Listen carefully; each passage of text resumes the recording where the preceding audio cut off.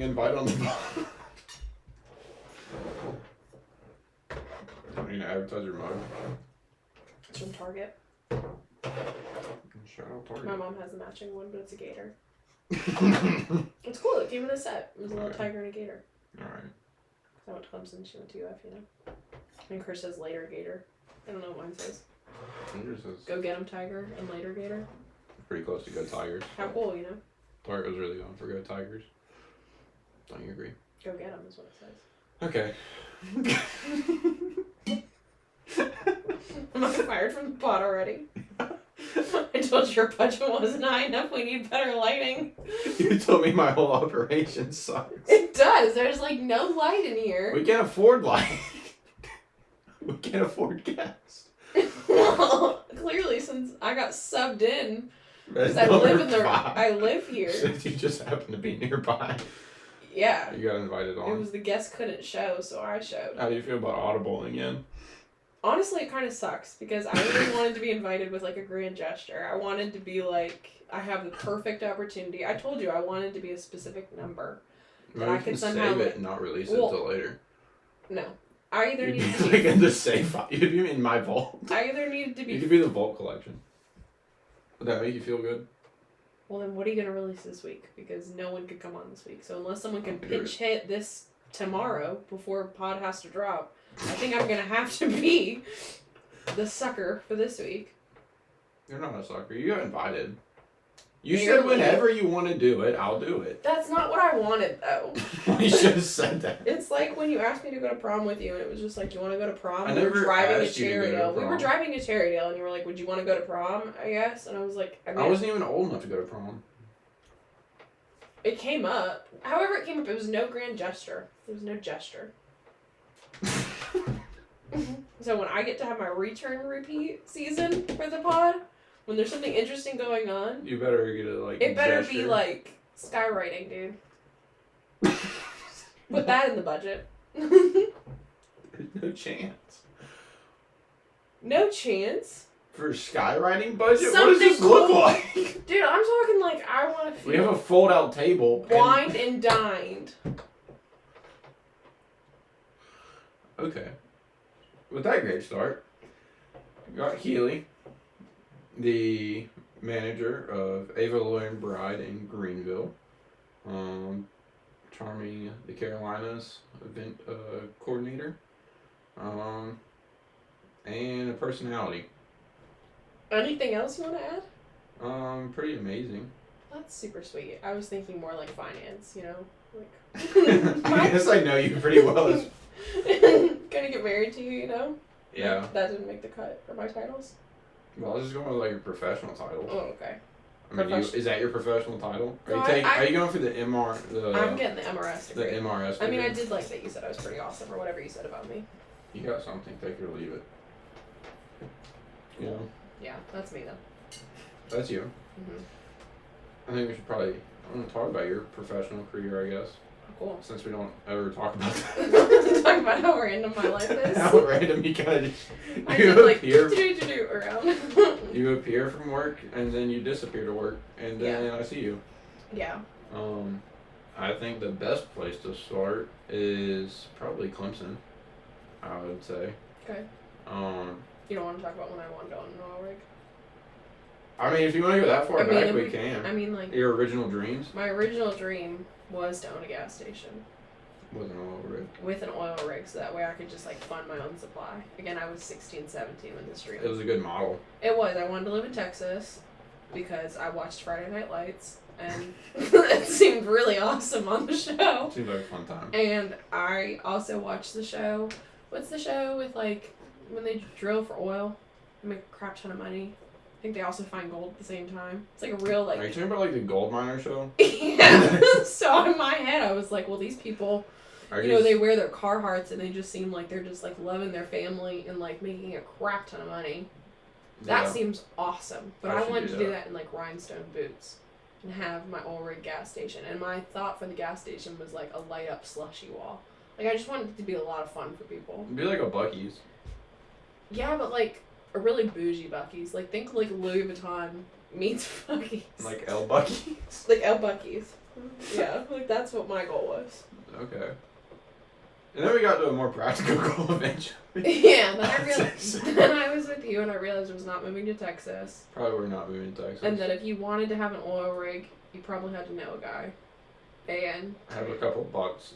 Have a couple bucks and buckies, huh? And I just figured that there was probably a different route I should go, you know? And you kind of went towards... I was going to be a divorce attorney. Yeah. Yeah. And you did that for the first... That's what you make... Or you went into pre-law? I applied to Clemson. What'd you apply as? Business. Because I was going to... that was my oil rig speech for them. You're still going to oil? Well, I guess so. To get into Clemson, I told them I wanted to have an oil rig. It's in my admissions. I wish I could find that essay because it was probably hilarious for whoever read that. I hope someone has that. I mean, I hope one day we get sent the essay and it's like... I'm sure my mom has it somewhere because she probably had to edit it. But I definitely probably talked about like rhinestone boots. Shout out the reviewer. Shout out, Mom. Thanks for reading my college essay.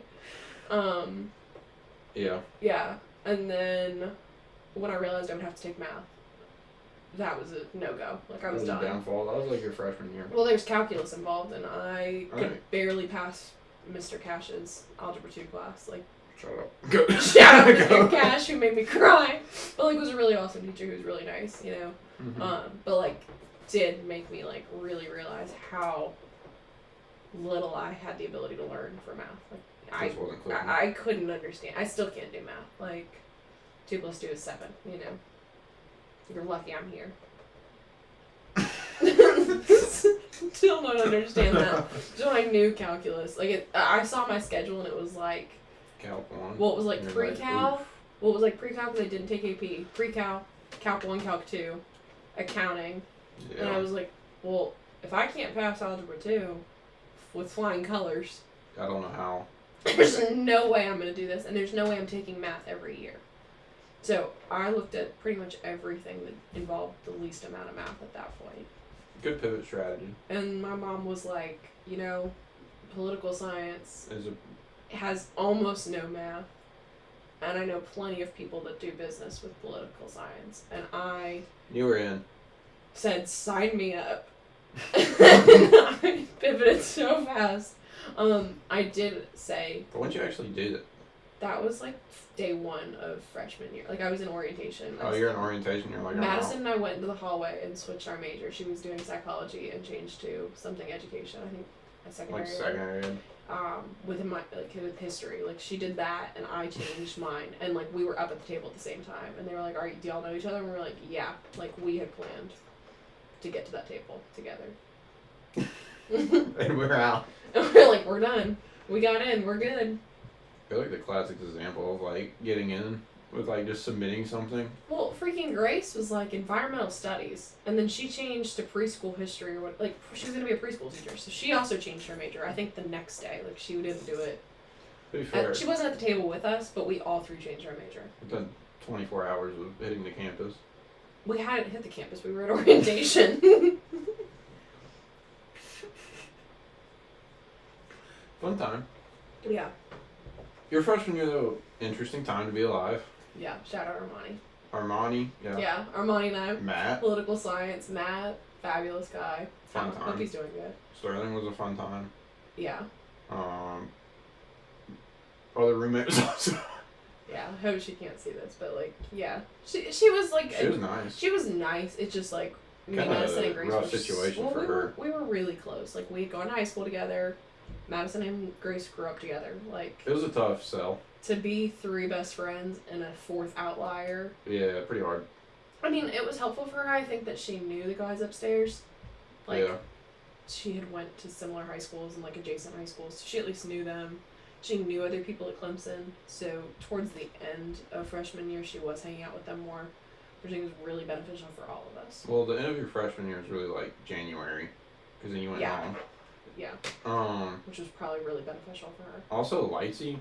Lightsy was the best time of my life. Goated place. I will forever remember some of the dumbest things that brought me joy from Lightsy. Those things include how loud our upstairs neighbors were. They were stomping. Stompers. and then they pretended they didn't stomp. They're definitely stopping. They walked like Sam. Not me, like, opening the door. Well, them opening the door for me, and I was like, hey, I'm not trying to be an asshole. And Madison losing her shit. She couldn't keep it together. I was like, hey, I'm not trying to be an asshole, but you're really loud. Can I say bad words on the podcast? Yeah. Okay. Not trying to be an asshole, but, like, you're really loud. And they were like, we've barely been walking. And I was like, there's no way you've barely been walking. Like, our whole building can hear you. Like, I hear you because I live right below you, but so can the people beside me. Like, there's no one home above you. Everyone here, your neighbors hear you. We're all standing at your door together. Yeah. Also great. First time it snowed. Awesome. First time it snowed was pretty elite. Yeah. Like, you know. Yeah, there's special moments. Watching people's cars get towed from our door. Like, really fun for me. You really raccoons. Spot. Do you remember those? Or the possums? You had a possum. Yeah, those were cute. You had a possum family. Yeah, Sterling fed them the banana and the Cheerios. They Yeah. were super cute. A lot of cool memories. A lot of fun times. Yeah. Trying to fight for a front spot. Front spot was hard, but... Front parking spot was elite play, though. Yeah. That was pretty fire. Yeah, it was a great year. Madison driving with her flat tire. That was also good. A lot of things happened in the parking lot. Yeah. Yeah. Yeah. A lot of memories there. Yeah, met a lot of great people. A lot of great people. Yeah. I would agree. Yeah. Was it kind of a bummer to have to go home? I mean... Cause you went home because But, like, I didn't know I was gonna go home that much. Like, in my mind, it was spring break. And then it was an extra spring break. And then I just stayed in Panama City. Well, it was like... Well, we were together, so, like, I remember just being like, okay, we get to hang out a little more. Yeah, then all of a sudden it was like, wow, I guess... I think it took, like, 3 weeks for us to realize we were not going back. I think it was, like, after 2 weeks of being out. Yeah. Because everyone went to spring break, and then it was like, they were like, Sunday... I feel like they were like, no, we're not going back to school this week. But it was like certain schools were saying no. Like, not everyone had said no at that point. I thought McMaster had come on and been like... I don't remember, because I honestly blocked that time out of my life. It's very a blur. But I think in my head it was like, this isn't going to happen that long. And then by the time, like, obviously, April, May rolled around, I was like, well, at this point, it's April, May, we would go back for like 2 weeks. So, like, let's just... We're not going back. I remember breaking into Lightsey and getting my stuff out there. I do remember doing that. I was like, I want my stuff, you know? Like, I had nothing. I think I came home from spring break with, like... Well, everyone left with no their textbooks or anything, because it's like, we're going on spring break. Yeah. And then Clemson was like, hey, don't come back and get anything. Just stay out there. But, like, still do your work. Do your work at the same time. And I remember I had astronomy, and I hated that teacher. And he was like, if you turn in extra credit, it could maybe help your grade. He was such a dick. He was awful. And, like, I was like, well, maybe I need help. And so I went back and got my book because somehow I thought the magic answers were going to be in there. It didn't help me. I still did awful in that class, but I needed the book. I just gave it a try. And while I was there, I might as well grab all my crap. You know? Might as well grab everything. Yeah, so we grabbed everything. As much as we could. I think we went back one more time. Like on my official move-out date to I think on your actual move-out date we went back and got stuff. But I don't know what we even... I don't really know what it was. I just remember going there and, like, loading your car. Mm-hmm. And then we had to come back. But you had to, like, break in. Well, because we were, like, ninjas. It was, like... There was, like, caution tape. Like, don't go in. Yeah, and I was like... And they told us that they changed the locks, which they didn't. That was cap. They totally capped on that. They just didn't want me to do what I did, but I did it. They didn't want everyone to just start rushing out there to grab their stuff. Which is fair, but, like, we went on, like, a Tuesday at, like, 2 o'clock. Yeah, no one was really gonna... No one was there. No one stopped us. We didn't see anyone. Yeah. It was worth it. Yeah, I agree. Fun times. But, yeah. Yeah. Who's your favorite teacher from, like, well, the Tri-County? From Tri-County? TCTC? Oh, I never know how to say her name. She had red hair. I saw her in the airport, actually, like, last year. Madison knows exactly what I'm talking about. It starts with a W. I don't know. She was a political science teacher. Oh. She was amazing. She actually had a really hard car accident, like, 2 years before. Oh, she had a baby. She, like, should have died and, like, was still walking and, like, amazing. And she just was a really good teacher. That's nice. And, like, honestly, Madison says all the time, like, Madison was like, when I became a teacher, that's who I wanted to be like. Like, she was so cool. Wow. And, like, just made it more than just, like... A class. So she was awesome. Can't remember her name, and that makes me so sad. She had red hair. She was so pretty. Like, pretty fiery red hair, you know? It was real. Okay. Her daughter was like 1, 2. Teacher I despised. Sure. My astronomy teacher. You know I hated that man. His first name's Kevin. I think his last name is Bacon. Yeah. But I think that's wrong because I think that's the actor's name. Kevin something. Maybe Bacon, maybe not. Maybe Bacon, maybe not, but We definitely probably Kevin. won't find I out. definitely called him by his first name, even though I didn't like that. He wanted to be respected, but he pissed me K-Dog. off. No, I called him Kevin. Professor Kevin. Like, I hated him. He was the kind of guy that, like, just wanted to make your life miserable. And, like, it was an intro to astronomy class. There's no reason why we should have been difficult. There's no reason why I should have been doing physics. Ask me my favorite planet.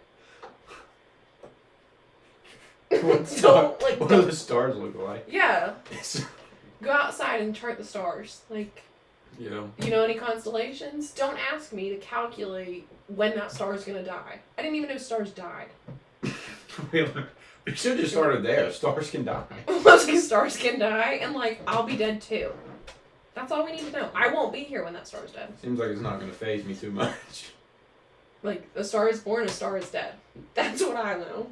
Not really happening in my timeline either. Kevin. God, I hated him. You got beef for real. Mm-hmm. So then after... There was another guy I liked too. Oh. Sorry. Who else you got? There was one other teacher I really liked because during COVID, Oh. he was like a little cute little Oh, you're talking about... You was at Clemson, though. You're the English teacher? Or the lit teacher? I loved him. That guy was cool. His name's Alan Sword. Oh, okay. I still emailed with him for a while. He's awesome. I should check in on him. He's a cool guy. He was the coolest guy. That guy was cool. He just, like, understood, like... He was like, go have some fun. I remember he was like, okay, today's assignment is recess. Tell me Real? what you did. Go have the best day and remember that you're still alive. And I was like, thank you for putting it into perspective. Yeah. I don't remember what I did that day. I probably went into the grocery store or something. But, like, I just Probably remember just being still like... sat in the bed. I mean, it was, like, during COVID, but, like, he just was so kind. The teachers that mattered were not the teachers that taught me. They were the teachers that were kind. Yeah. You know. Understandable. Yeah. I think, who else was very... I can't think of who else. Who else? Anyone? Do you remember that other psycho teacher that I had at Tri-County who I reported the one time because she was so crazy? No. Oh, I have a video of her. She was crazy. Armani knows exactly who I'm talking about if you're watching this right now. The psycho teacher? She had long dark hair and she like cursed all the time. That's and like not funny. honestly, Armani and I were like in class together, I think, and he was like, I'll be honest, is she on drugs? And I was like, She talked about cocaine a couple times, I'm pretty sure. Like, she was wild. And then when we went to COVID, I like recorded her. Because she would like just be freaking weird sometimes. I've got to find it. Do a little bump right before you're on. Decent shot, honestly. I don't know. Her name is Cynthia. I don't know.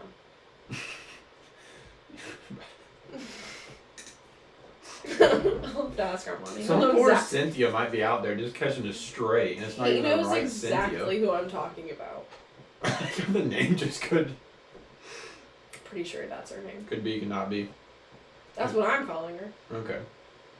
So may not be Cynthia as well. Yeah. So yeah, I had some interesting teachers. Yeah. And then you go to Clemson. Yeah. And then you don't really go to Clemson until like your junior year. Well, like was online for the full year. For like your whole sophomore year, you're online. Yeah. Pretty much. Like. It was like you can go in. But not really. I didn't really. No one went in. I went in a couple times towards the end just because I remember being like, I need to get out of the house. Yeah. And I had one teacher that like would require attendance, so I was like, I might as well go to the next one, you know? That was the odd thing. Yeah. I gotta agree. I think junior year, well, I guess that would be my sophomore year. But your junior year, Junior year was all in person. I think we were pretty in person. Is that when we had, did we have COVID test sophomore year? Yeah. Yeah, that was pretty fun. Yeah. I think you that's have to go swab yourself. Yeah.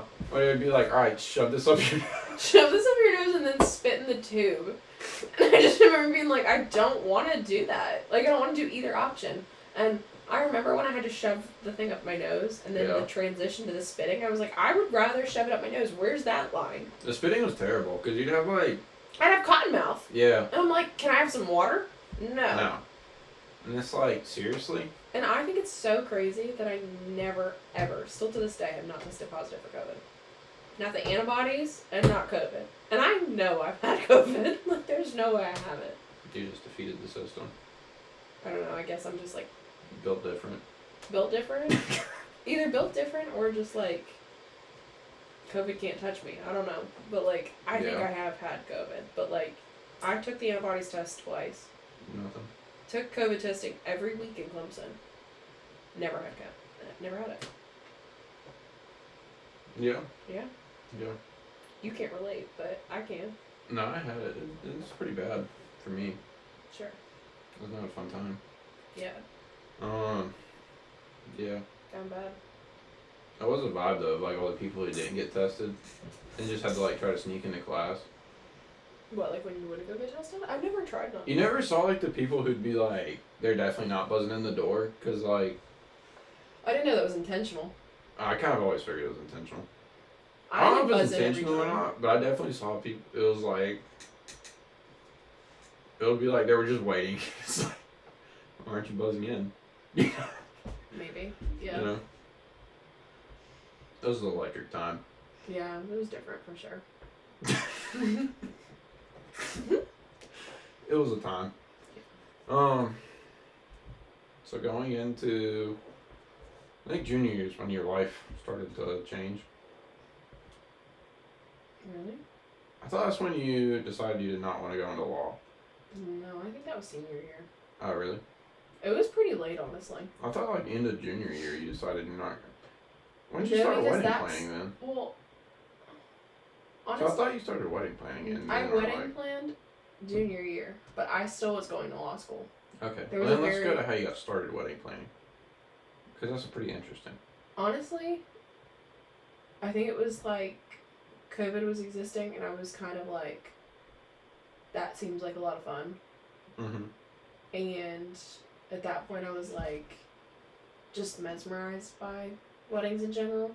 Yeah. And I remember being like, I would like to try that. Yeah. And so I reached out to like, honestly, 50 planners probably. Maybe more, honestly. I wish I could go back and count. And Christina was the only person that responded to my email in a positive way. All I need is 1 for 50. And I just got to see one go in. What's so crazy though is like, I almost didn't see her email. And I don't know if she even realizes that, but like, her email went to my spam folder. Oh, and you like. And I responded like a week later, but it was right after the holidays. So I was just like, I'm so sorry, I didn't check my emails over the holidays. Like, hope everything's doing well. I would love to meet with you and chat. So I totally am doing And then I held my breath, like, because I was like, oh my gosh, it's been 2 weeks. And she responded pretty immediately. I was like, I would love to meet with you this week. Like, what's going on? Yeah. And then we met and had coffee, and she was like, oh, I have a wedding coming up this June. I just accepted it. Would you like to? Would you like to come? Yeah. And I was like, I would love to come. And she was like, and I have one in March if you want to come before the June one. And I was like, cool. It was like 2 months later, did that wedding. Yeah. Trey and I always want to call them Trey and Lauren because I babysat for someone named Trey and Lauren, but it's Trey and Taylor. That was their wedding in March. And that was my first wedding. And then from there. Like, What was getting? It was so cool, honestly. What was building up? Like. What did I do building up to that? Yeah. Honestly, I didn't do anything for Trey and Taylor's. Like, I showed up that day there. and just helped. Okay. And, like, it was just me and Miranda. Mm-hmm. Christina actually was like, if you could do that one, it would be perfect. Her daughter had a dance competition. So it was kind of like. So she was like, please. And I was like, yeah, that's perfect, actually. Yeah. So I did it with Miranda. And it was a really small wedding. It was honestly a wedding that had been moved from COVID. Mm-hmm. And they were from California. I think they had like 100 and something people here. Random. I think they met in Greenville. Like, Oh. I think they went to school at Furman. Oh, If I'm not wrong. Yeah. But they were both from California, so all their family had come. Mm-hmm. So helped the day of, really helped like the bride and the bridal party, which was really small for both of them that day, and just like honestly showed up and had just a fun time like being Just there? Yeah, like being there and like helping move stuff, but like not a hectic day at all. Probably still to this day the calmest wedding I've ever been a part of. That's probably a good thing. I just don't know if it's just because I didn't know that it was. Because crazy. you actually had no response. Like. I just like was there to have like fun and be nice. I'm just here to move some chairs around. You know. Kind of like. I said that probably I had, helped like, quite a bit. I had like no expectation for the anxiety I should have had. let me just shuffle these papers a little bit and hand it back to you. Kind of what I did. Like, I just remember Miranda being like, do this. And I was like, okay. And I would do it, and she'd be like, that was great. And I was like, this sounds like so much fun. Thumbs up. Super duper. And then I did one other wedding in June, which was still to this day one of my favorite weddings. That was Casey and Delaney. They just had a baby. Shout out. And then I did Maddie and Maverick's wedding, which obviously was pretty pivotal for me. I think we should talk about that one quite a bit. I mean, I can definitely talk about it in the sense that, like, I talked about that today at work. How much were you, like, involved in from Taylor and Trey to that one? Yeah. Like, you kind of built up a little bit. Well, I remember we were talking, like, Christina and I called after that, and I was like, I love this. Like, and I think at that point I knew that if law school didn't work out, I'd be fine.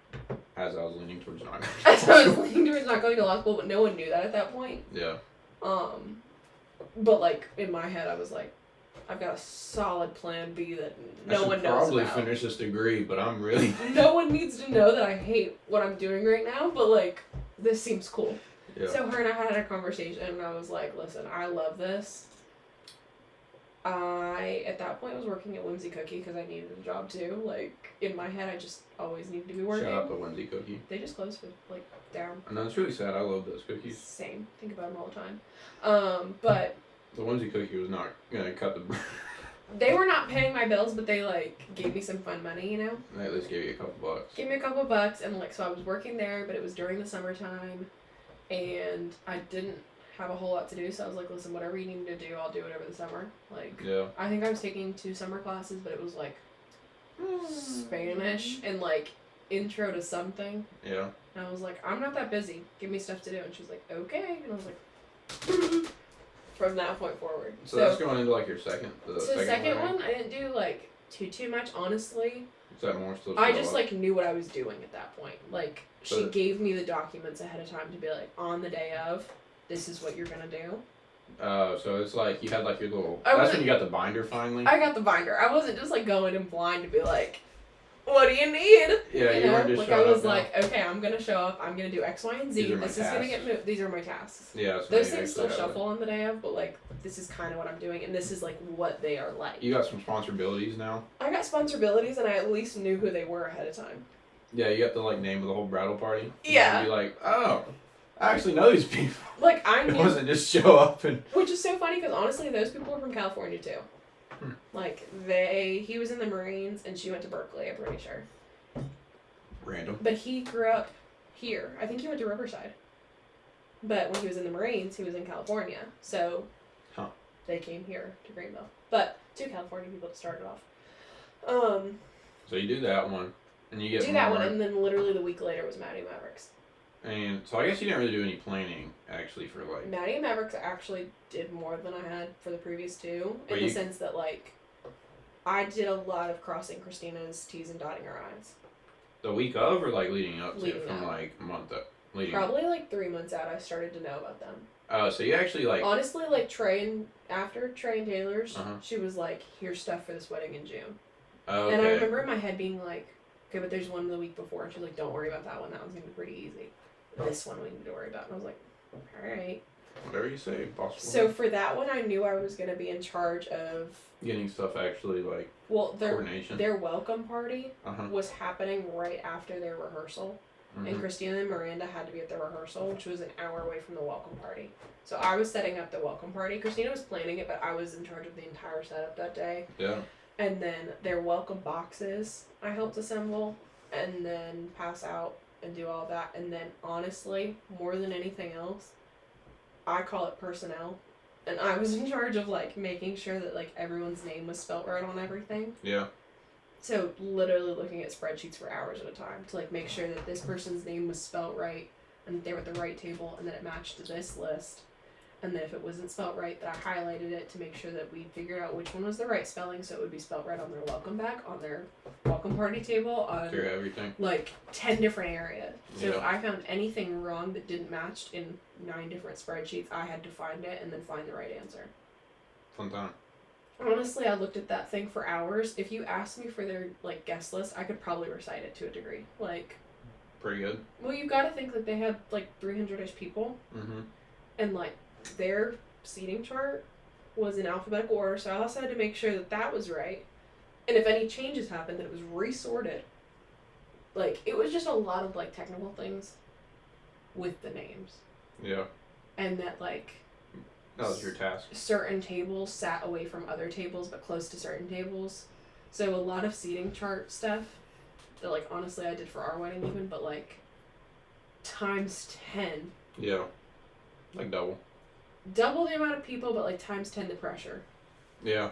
Like, if I spell someone's name wrong for our wedding, I'm like, dude, he's dyslexic and I can't spell. Like, yeah.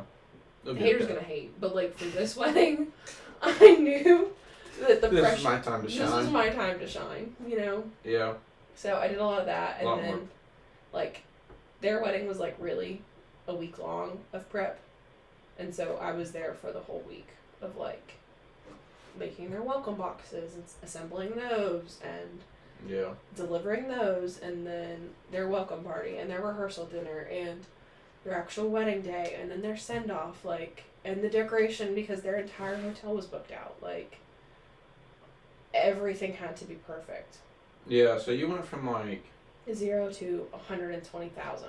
Very quickly. Yeah. Yeah. I mean, I think that is pretty... I don't know if it could have happened in a better way. I agree. I don't know, like... Well, because after that wedding, I was like, I'm definitely not going to law school.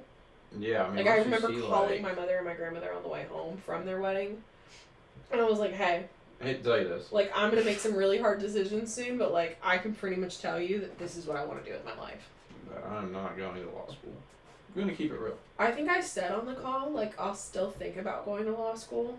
But they knew at that point I was not going. Like, at all. And I think that, like, they were so fine with that because they knew how excited I was about this. Well, let's put their wedding into perspective. Sure. Because I think it's kind of insane to, like, yeah, talk about as, like, an event. Because it wasn't just, like, a wedding. It wasn't even, like, a large wedding. It was, like, it was almost like a White House event. It was, like... It was the most... Still, when I think about it, I almost get emotional for, like... It's so cool. Like... It's so cool, but they're the most kind and humble, incredible people that we've ever done an event for, still to this day. And, like, how intentional they were about things is why our wedding is so intentional.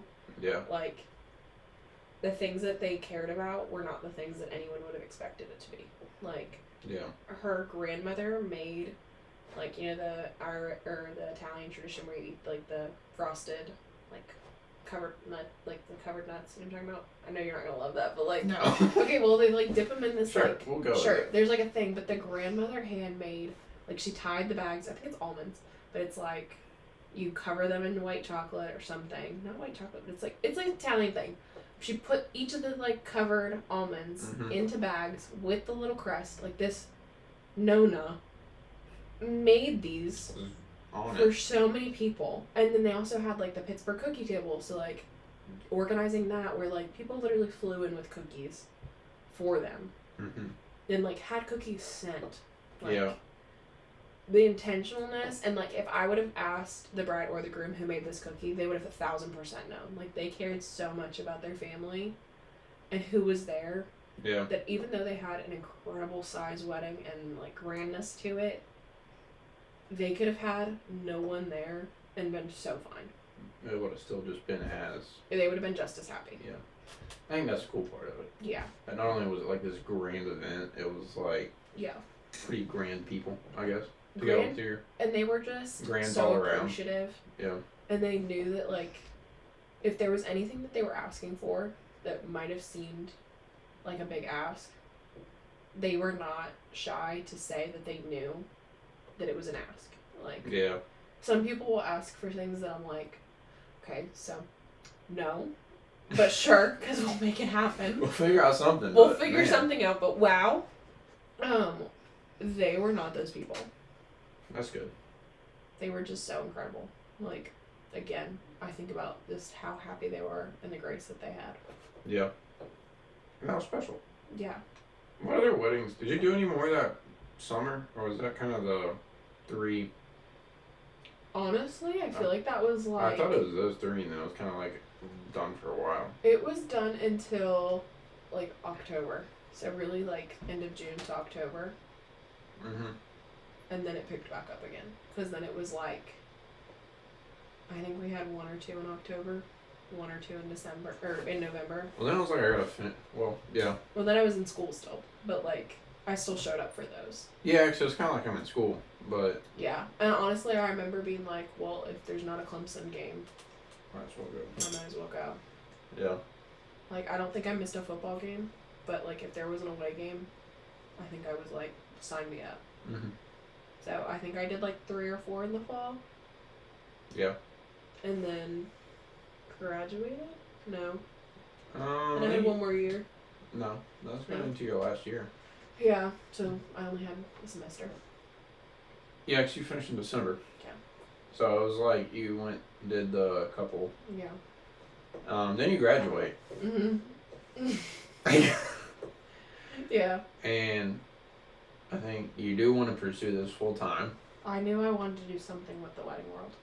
However, you weren't quite ready for the large gaps in wedding season. I wasn't ready for gaps in wedding season, and I knew that if I was gonna wedding plan, I probably shouldn't just be 21.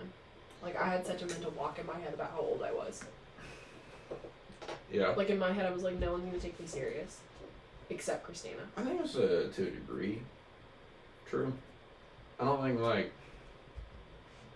I think there's some truth to it, some not. Sure. But, like, I knew if I wasn't gonna be I able think to it was step more out of on a my own mental yet. thing for you still. I still don't know if anyone would have hired me without Christina at 21. I don't think so. I wouldn't have hired me at 21. But and I with said that Christina, then. you could have led, like, Sure. under her. But not to be a full... I think it'd be very year's hard to worth of run your salary. own, like, yeah. So, with that, Yeah. go to very exquisite place. No, you're missing a key detail. Do you not remember when I worked at the bridal shop for one day? No. Yeah. I got hired at a bridal shop that I will not disclose. I thought you tried for, like, a couple of them. I And that reached was out to like- all of them. One of them said, hey... I thought there was 2, though. You were like... Hold on. One, alright. One said, we're not hiring presently, but we will be in the spring. And I was like, well, I need a job now. I had signed a lease. Yeah. I knew I had to pay the bills. I knew I would literally lose my mind if I would have been alone. I was also living alone at that point. So I was like, yeah, I'm not waiting that long. Cool, see you in the spring though, just in case I need to keep that open. The Yeah. other one was like, maybe. And I was like, well, maybe won't cut it. We doing this or not? We doing this or not? And then another one was like, come interview tomorrow. And I was like, splendid. Epic. I'll be Yeah. there at noon. Got accepted to do that. Went in for a day's worth of work. Horrid experience. You want to talk about the experience? You want to talk about me being like, should I go back to law school? That was the moment. That was a questionable moment in the career Because I was path. like, there's no way that this is going to work. Like, I knew in my heart that there was no way I was going to work there. Yeah. But I asked to come back. I was like, let me know what my schedule is. Yeah. I asked that question 4 times, never got a schedule, and she was like, text me and was like, hey, can you come in tomorrow? And I was like, I mean, I can, but like, this isn't going to be how I operate. Like, I've worked a total of 8 hours in almost a month at this point. Like, Yeah. you need to tell me what I'm doing. I also have to pay my rent tomorrow. Like, I had the money to do that, but like, I knew that wasn't going to last. Yeah.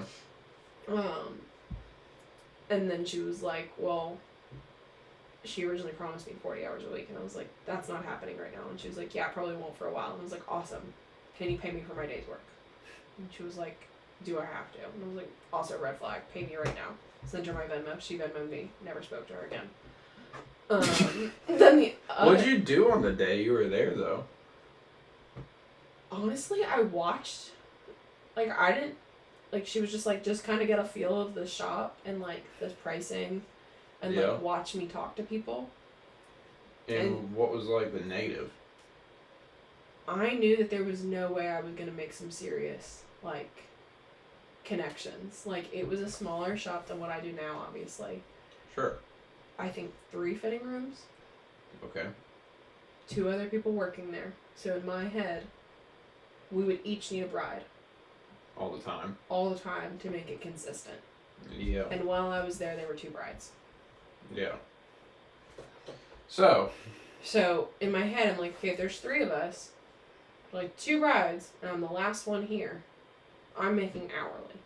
Yeah. And neither one of those brides bought. I was there for... Not great. At the very end of the day, we had a bride that came in, and she bought a dress, and I remember thinking that was even a weird interaction. The bride was literally like, I guess this will work. Yeah. Like, I just knew that I was like, was not vibing. This is not how I want to learn this skill. Yeah. So, yeah. And at that point, I honestly doubted if I could make it a career because of what I saw. Like... Yeah. And that's all I really feel the need to say about that. Travis Mike, you know? Sure. But that was a quick Door number 1 closed very fast. Closed fast, and I'm thankful it closed. Yeah. I mean, good thing. Bright side. 1000%. And then you went to... Then I worked at Orange Theory. Because it was like, well, I remember texting Joella and Madison and Grace, and I was like, I need a job. And Joella was like, well... I know a place. I am leaving, and they need someone. She was about to have Isla at that point. Yeah. And so I was like, okay. And I texted them, and they're like, you want to interview tomorrow? And I was like, yeah. Yeah. And hired me on the spot, and started working there the next week. And it wasn't great pay, but it was money. But it was more than you were making. It was money, and honestly, the hours were really awesome. Like, I got to sleep in a lot. You had a pretty good schedule. What was your time? It was like 1 to 8. Yeah. So like I have mornings, which you know me, like don't ask me to wake up. Yeah. I would work on the weekends sometimes, but honestly, when I would do that, it was like, again, don't ask me to wake up, but like for 2 days a week to wake up at like 5:30. Yeah. And be done at noon. Not the end of my world. Yeah. And again, I needed money, so I did it. Glad we both help each other out here. Good transaction. And it was enough to like let me know that I was making money without having to be serious. Yeah. Like, I knew it was never going to be my career path.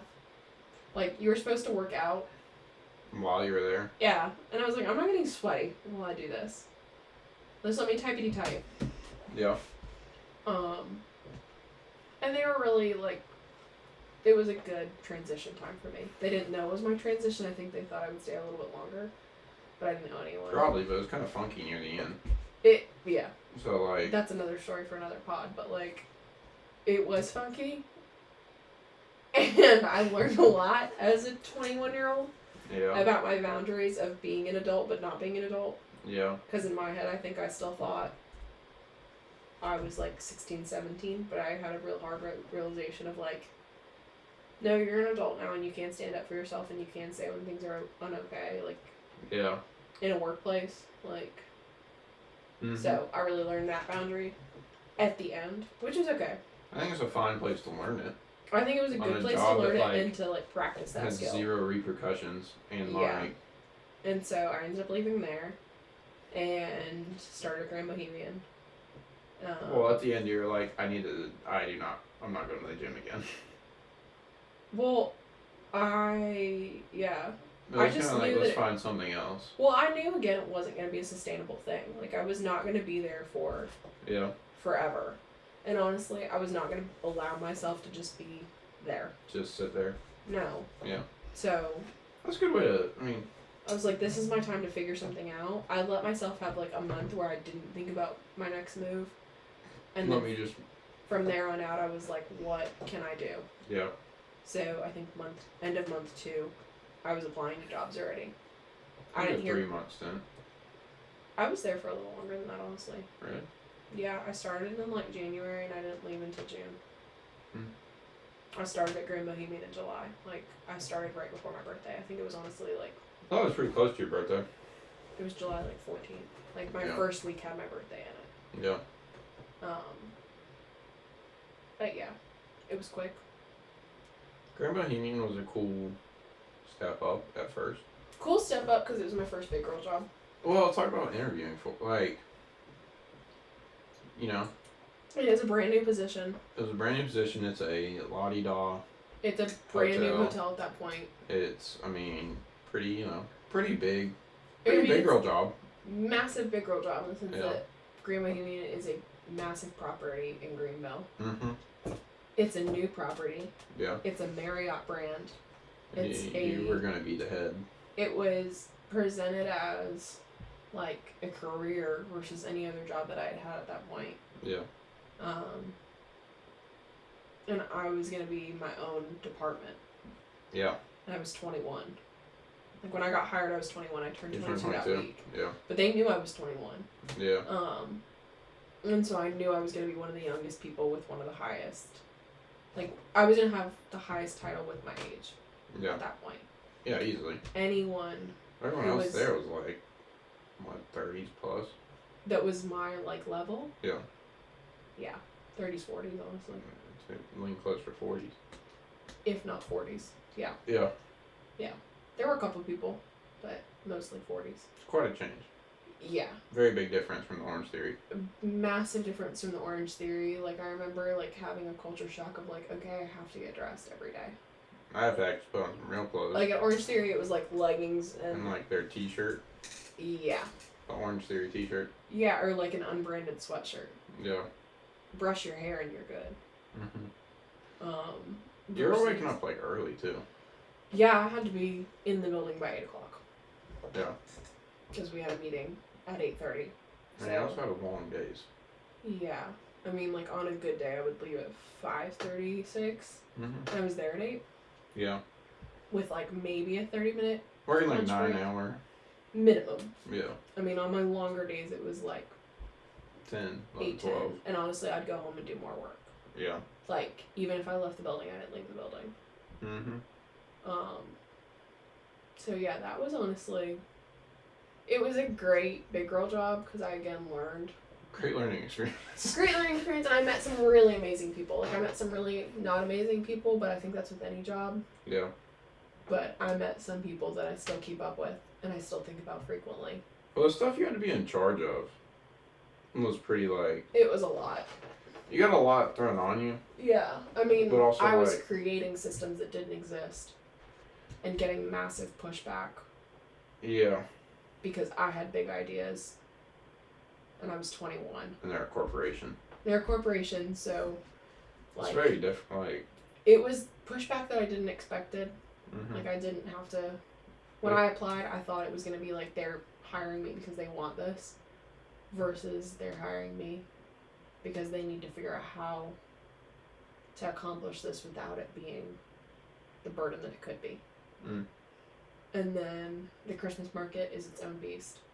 That's a month of preparation. Like it's a whole outdoor market in South Carolina. In potentially snow, potentially heat. Probably rain, with generators and fuel and power and vendors that are running a booth that for a month long, that's all they do during the holidays, and they can't be closed. So my goal was to get vendors into those booths and to sell more than they had ever sold before. This was only their second year of doing it. So I was trying to double it from their first year, which their first year, obviously being their first year, had things that went wrong. So I was trying to recommit people that didn't have a great experience. And get new people on board. Fun time. Yeah. Great learning. I mean, like. Yeah. You really got your eyes open to everything, though. Yeah. I mean, because you're trying to pitch people. Yeah. On something that, like, you know. Well, I was asking them to do a big buy-in for something that they may gamble. And lose money. At the holidays. And commit their time during the holidays in the South. It's not easy. Not easy. Not an easy task. No. Really minimum help or backing. The person that helped me the most was the girl that had ran it the previous year. Who was amazing. Love her so much still. She's moving, I'm pretty sure, to Philadelphia. She left when I was there still. Yeah. But yeah. So what really got thrown on you? It was just not what I thought I was walking into. No, you were kind of like not really like a scapegoat.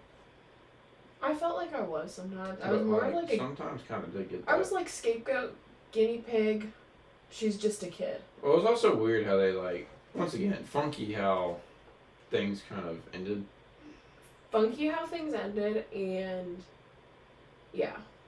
Yeah, so you did that for 4 months or 3 months? 4. 4. And in the 3rd month, you were looking. That's when you finally started talking to, like. Before that. So, I knew Ava Laurenne was going to exist. Right, but you didn't at the actually, very like, beginning of that year. But out that year, it was always, like, the next month. Well, what's so crazy is that I got asked to interview with Ava Laurenne the week I accepted the Grand Bohemian job. Well, didn't you interview? Did you not interview with them still? No, because I was like, I just accepted this job, and when I accepted it, I thought it was like dream job perfect. Like, I thought I was gonna have a career. It had a very good layout. Yeah, I had nothing to worry about at that point. So I was like, oh my goodness, I just accepted this job, and I'm again so glad I did that, because again, it gave me money until I could get to Ava Laurenne, because it didn't open until they didn't open until I quit. Like, I quit because they were opening. Yeah. So. Well, it worked out again because you reached back out. Yeah, I did. I was like, hey. Listen. If there's ever an opportunity to apply, I know I kind of missed my shot in the summer. But I would love to think about it. Yeah. They didn't know how miserable I was at that point at Grand Bohemian with certain things. Like, not miserable, but just like doubting that I had what it took to be there. Yeah. And like knew that it was not necessarily the best fit for me. It's creeping towards miserable. It was creeping towards knowing that my life could have gone down a different path, and I was not going to love that path. Yeah. So, again, love my time, love my experience, but I knew that that was not what my life was set up to be. Yeah. So, when I reached out and I was like, hey, if there's ever an opportunity, and they were like, funny enough, we're doing like an open house, open hire thing this week. And I remember being like, okay, what time? And they were like, it starts at 4:45, and I was like, awesome, I get off at least 5:30. I remember I got to work at Grand Bohemian at like 6 that day, because I was only required to be there 8 hours a day. Yeah. So I knew that they couldn't tell me legally to stay. Yeah. And so I remember being like, I am leaving at 4. Yeah. Because I had to hike across town, and I also had to hike to the parking garage, which was that was another experience. Which is like a mile. Like, the walk from the parking garage to Grand Bohemian, massive. It's also insane, because you have a valet and a parking lot right across from it. The parking lot didn't exist when I was there. Really? Not like that. I thought you had that big open lot. It was not as pretty as it is now. You don't need it as pretty, you just need a parking space. Yeah, but it was like you had to have a membership type thing. Like, it was like you had to pay a monthly thing, and I was already paying the monthly thing out of my money to park at the other garage. Oh. Yeah. They really got you. Yeah, they got me. They got me good. Good. So, I was... What, you on the parking spot? You had to pay for your own parking. They got you on commission. Yeah. They got you about every way you could get got. It just wasn't the best fit for me. And... It was funky. It was funky, and I think it was more so funky because I was 21 and I had such an idealistic thing of what things should just work. And it just should be, you care for people first. And it's not. It wasn't how it went. It didn't feel like that at first. And so I got to go to the open house. Went to the open house, which was Madison's birthday eve. We were going to dinner for her birthday right after, so I was like, okay, I'm going to this open house. I'll come after. No. It was the day before her birthday, so it was October 5th. Yeah. And then her birthday was the day I actually interviewed with Wendy, so I did the open house, and I remember texting right after that, and I was like, I would follow this woman through fire, talking about Wendy. What was that like the first time meeting? Wendy? Yeah. I remember feeling like I was going to cry just from, like, seeing her talk. What was the open house like? They just piled a bunch of you into, like, the room, and then, like... It was... Like, what was it like walking into, like, you walk in, and then what happens from there? We walked into the lofts, like... which is across the street from Ava Laurenne. Oh, so it wasn't in the shop. No, because the shop was still under construction. So it was at the apartments, but like in their like activity center. So I think there was, let's just say 10, 12 of us. I remember sitting down, girl next to me, Ashford, which is so crazy to think. That's pretty wild. Girl over here was Hannah Johnson and Patience, who I work with now. Yeah. And then there were other people throughout, but the people I sat next to ended up being the people I worked with. Yeah.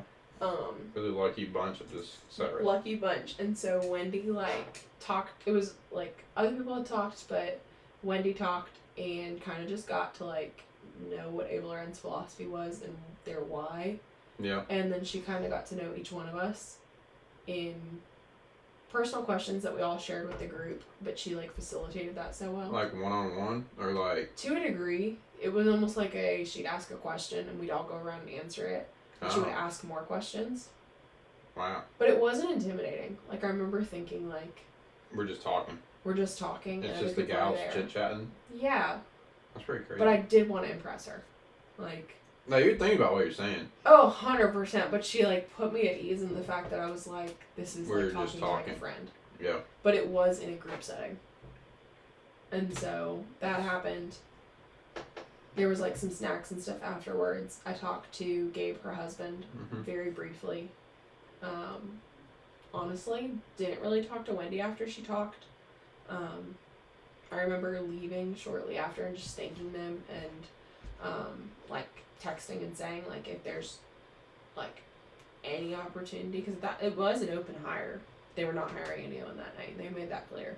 So I was like, if there's an opportunity for anything else. You need a janitor? Anything. Anything you want. Let me know. Like, I remember, honestly, if you needed a janitor, like, I was like, I would... Do whatever. Literally, I text that. I could probably find the text right now where I said I would walk through fire for her. And I mean that still. But, like, I just remember fully believing in what she was talking about. Like... Yeah. She can give a speech. She can give a speech, but, like, she's not giving a speech. No, it's not like... She knows... She can fire up the troops. She can fire up the troops. And she just... They have such a mission for what they believe that she can communicate with anyone. And it's unwavering with whoever she talks about. Like, I just remember thinking, she does not know any of us in this room, and she's talking to us like she does. Mm-hmm. And to me, that was really cool. And that was something I had not been experiencing at any other job. So I knew that if there was an opportunity, it felt like sorority, like, in my head. Yeah. Of, like, this is safe, this is good, this is what I've wanted the whole time, this is what I want. So you get out of open house and you're kind of like, you're pretty pumped up. I was like, pumped. I was like... You felt pretty good about, like... Well, even in my head at that point, I was like, if I have to stay in this job that I don't really love right now for this eventually, whenever it gets put in my path, I'm so fine with that. I felt like I could handle it. Gave you a little more. I had encouragement to get up in the morning again because I knew I would eventually be there. Yeah. And that was something I had never experienced before. I think it's pretty impactful. Because the last, like... Really that last month at Grand Bohemian... It was rough. Was terrible. It was just like... Rough would be an understatement. It was honestly the time where they finally said yes to me. To the things I wanted to do. Mm-hmm. So, like, I got to have a buyout in their bar. So I had a yes. But I knew there were no's coming. Yeah. And so I felt like every day I was holding my breath Just for the things for the things that the client wanted. Yeah. And so that sucked, and I knew Christmas market was right around the corner. Mm-hmm. And I knew that the questions I was asking weren't getting answered. And at that point, I also went upstairs to the attic to see the Christmas decor. And I remember thinking to myself, how is this supposed to happen? And how am I in charge of this? Like, how am I going to make this happen when I don't feel like this is happening? Yeah. And at that point, I had felt like Ava Laurenne opened a door for me. So going into day 2. Yeah. Of interview. Madison's birthday. When did you go actually into the interview? Like midday? She texted me and was like, could you meet at 5:30? And I think I was like, absolutely. And then at that point, I had a migraine at work. And I was like, I'm going to this interview. Yeah. So I went. You go to the interview. Yeah. Rattling. Yeah. Stadium pulse is high. Well, it was just me and Wendy, which was like the coolest thing. Yeah. And I still feel this way when I talk about her, where she's just like, she can see right into you the moment she walks up. Okay. So, she did that, and I remember, like, again, crying in the interview, like, and I had never done that, but she just, like, knows what to ask. She is very good at it. And I told her, I was like, I feel like I have known you my whole life. Yeah. and she was like, just awesome. Mm-hmm. So it was very, was it just Wendy? Just Wendy. Just Wendy? And she was like, I'll talk to Gabe and I'll talk to some other people and kind of let you know. And I was like, okay. So then did you go into another round or was that kind of it? She texted me like 30 minutes later. And was like, we would love for you to go to our Virginia location and like see how it works. Because they hadn't opened at that point. Yeah. But like, we would like to offer you a job. This is what it would be. And like lay out kind of salary expectations, like hourly, what that would look like. And commission. And like how I would like get into being a stylist, but just like open the door for that conversation. Laid out what kind of the like future. What the training would be like and all the things. Yeah. And was like, when could you start? That was I bet that was exciting. It was so exciting because I was like, okay. And I remember crying then too because I was like, I'm good. Well, have someone give like confidence, like. Yeah. Then did you quit your job like? I put in my 2 weeks the next day. Yeah, it was pretty much like I'm done. Well, I knew if I felt that strongly about it, it was the same feeling I had when I knew I wasn't going to school. Oh yeah, I was like, this is what I'm supposed to do. Also, it's kind of pointless to like stay there and be like. Well, I just knew that was what I felt like very called to do that. Like if I didn't at least try, I would always regret that. Oh yeah, I agree. When the store actually opened from like you getting hired to like. Literally like days after my first day. Oh, okay. It was quick. Okay. It wasn't like full speed ramp up. No. But like the very first bride walked in on my third day. Hmm. Yeah. Which was October 20 something. 28th. 28. Yeah. That's pretty cool. 27th because we're having an event this year on the 28th. First one was the 27th. Not the 26th. No, the 26th, not our anniversary, but it was the 27th. Pretty close. Pretty close. A lot of good things happened in October, but. That was a pretty good month. Yeah. That's pretty cool. Mm-hmm. So when did you go up to Virginia then? I went up the week before that. Okay. So it was like a working interview type thing. Oh. Yeah. And so I went up there with Hannah Johnson. How's that? It was so cool because I had never traveled for work. Did you get flown up there? We flew. Ooh. So we actually drove to Charlotte. Yeah. And then flew to Virginia. Yeah. And I never met Hannah Johnson except for the quickly interaction at the interview type thing. So we drove 2 hours together, became such fast friends. Bonding. I remember being like, she talks a lot and I love it. Like, I felt like I had known her my whole life just talking to her. And again, when you travel with someone for the first time, I feel like you learn so much. That's quite an experience.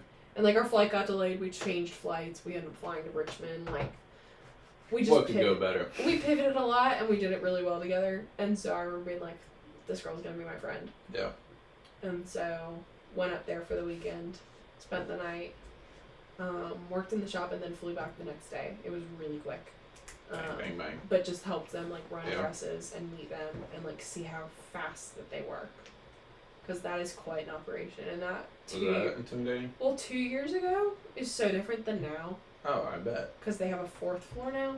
So well, we got quite a few to get there until we're in 2 years. Well, in my head... There's quite a few stories that happened between then and 2 years. Well, yes, but like to think that like when I saw it 2 years ago... Yeah. There were only 3 floors. Mm-hmm. And like so many things have shifted and changed then. Yeah. But at that point I remember thinking this is the coolest thing. Well, I think the coolest thing about it was that like... It wasn't just like this local dress shop. It was like... My only comparison is Say Yes to a Dress. Like that store of like, it is a grand... And I know... Totally different. Like, totally different vibes. But it's just like a grand experience. It's like the Disney of brides. Yeah, it's not like, alright, let me go to like... It's not mom and pop. Yeah. Like, it's not... And I can't... It's like Disney World versus like Six Flags. I don't think people can understand until they see it. Well, it's like one has like 6 parks and the other one's like Carowinds. It's like, it's not really comparable. Yeah. We're not talking apples to apples. No. So I remember you showing me their Instagram the first day and I was like, wow. That's a pretty big place. It's a lot going on. And at that point they had like not even close to the amount of followers they had now, but still in the hundreds of thousands of followers. Yeah, and I on mean... Instagram bridal shop. Yeah. And it was a cool, like, the details that you were showing. Like the vaults and yeah, the clocks and the fact that it's in an old bank building. All the like small stuff that they've integrated like to make it. It's their story. Such a vibe. Such a vibe, and like such an intentional thing for a bride to experience. Like, I don't think that people realize how much they truly care about people having an experience. Yeah. Not from the fact that like we want to. They're not looking at it like if this bride purchases or not. It's not transactional at all, and I don't think people understand that. Like, they truly, if there's an opportunity for a bride to feel loved, they want that. Yeah. From just the core of who they are. Like, they just want people to know how amazing they are. Mm-hmm. And that's not something you get everywhere. Yeah. Mm-hmm. I would agree. I would say so. Yeah. It's been a fun group you've had. Sure. Did y'all do the Christmas? I don't say that's like your first big event that you had there. We did our Christmas ball that year. Christmas ball is been absolutely electric I'm so excited for this year. Every year. Yes, but like first year to think about. I think first year walking in there I was very. We had been open for like 6 weeks. Yeah, this was kind of another part of it. And we had just had a summit too, which I don't think people realize. So like multiple shops had come to our shop. I think that's another part of the like whole Ava Laurenne thing. It's like it's not just a store, but it's like no. Y'all are like. Well, we train like Wendy trains other bridal shops. Yeah, I think that's on important. How to be better because she wants every bride to have a great experience, and it goes back to the core of her belief of like everyone deserves that moment. A great time. So she will do whatever she has to do to make sure everyone's amazing, because not everyone's gonna walk through our doors. So the fact that we had a workshop with hundreds of people the night before. Yeah, then it was like bang, turn it around, and like it was like a I think honestly I block it out, but 2 or 3 day of a workshop, and then turn around. Then the ball, and then it was like, ball. Did you have to go back to work? I thought you had the day off the next day. We had the day off to clean up. I thought you had the day off because we were cleaning up, and so we were cleaning. We were cleaning up, but that was not the intent. Like, no one knew the grand scale of what had happened within like 72 hours. No, and so I remember we closed, but we were open Saturday. But we also got sick because it's the holidays, and everyone was kind of dropping. So Hannah Johnson got sick. I had got sick. Do you remember when I was like deathly sick? Yeah. That was the week after, but I was still like kind of lingering after Christmas ball. And so I remember being kind of sick, but still going into work. Yeah. After we'd cleaned up the whole night before, did Saturday. We were closed for the holidays because they really like are intentional about Christmas time. So that's always nice now. Oh my gosh, so nice. You have like the week. We don't. If depending on the way the calendar lines up, it's kind of funky, but it's like 5 days or depending something. On where Christmas lies. Yeah. So if Christmas is on a weekday, then we won't work that week, but we will open that Friday and Saturday. That's how it is this year. Yeah. So Friday and Saturday is always the busiest day. So that year we were open Friday and Saturday. We closed that Friday to clean up, but we were open Saturday. So I remember going in that Saturday, not feeling at 100%. We were off the whole week after for like. I don't remember how it laid out, but we were out the whole week after. I was supposed to go in on Friday and had like deathly food poisoning, whatever that was. And so I didn't work that weekend. Yeah. But, yeah, crazy time. I think we need to talk about the store at like just the seasonal time. Yeah. I think the first year was pretty cool, but I think. You think last year was cooler? Was that the second year? Last year was all green. Have we only had 2 times? We've only had 2 Christmases. I think this past year was all green. Yeah. I loved the first year with the pine trees in the train. I thought it was pretty cool. This year I just thought stood out more. I mean, there was a massive nutcracker and a massive reindeer jumping over the phone booth. Yeah. And for anyone listening who doesn't understand that we have a phone booth and a reindeer and a nutcracker and a massive tree in the shop. Yeah. It's jarring to think that's in a bridal shop, but like again, it goes back to Wendy and Gabe's mission of like this time needs to feel special. It does. I mean, it feels like. I mean, it's one of the best parts of the holidays. Like, I would really say anyone should go there, like just to come see it. Just to see it as like a spectacle of like. Yeah. It's almost like going to like a Christmas lights. That's the goal. Like, it's like you walk in there and you have who decorates it? Wendy Mercer and her team. Yeah. Yeah. So they all come in there and they decorate it in what, like November or the night. Well, it's like White Friday, which is the day after Christmas instead of Black Friday. Day after Thanksgiving. Day after Thanksgiving. It's decorated for that. So they'll decorate a couple days before. Oh, okay. But when you think of Wendy Mercer and her team, I want you to know that Wendy Mercer and her team is Wendy and her sons. Oh, really? And then our shop. Shit. Like, she has some other people that kind of help. But it's like, really her. Her and her sons do the majority of that business, and they kill it. Yeah, I hope she gets to hear it. But like, I hope she does, because she gets to see it. But I mean, the coolest person, and she knows she does a good job, but I don't think she realizes how much of an impact she has. Every time you walk, both times, I shouldn't say every time, but both times I've gone in there, it's just like, holy cow, like, it's so much fun to just be like taken into, especially like the show time of when like you have the fashion show. It's like buzzing from. Yeah. I don't really. Fashion shows, take it or leave it, but it is something. The first fashion show, like where Wendy like came up on stage and she's in like, this like, incredible dress, and it's like, and then she starts talking. And that was the first time I like saw Wendy. Yeah. And it was like. I was like, wow. Wow, she's amazing. Yeah. It's like, holy cow. She can really light up a room. Yeah. And then you have like this whole, it's just this whole scenery of an event happening. Mm-hmm. You have all your dresses that go out. For me, that's kind of mean.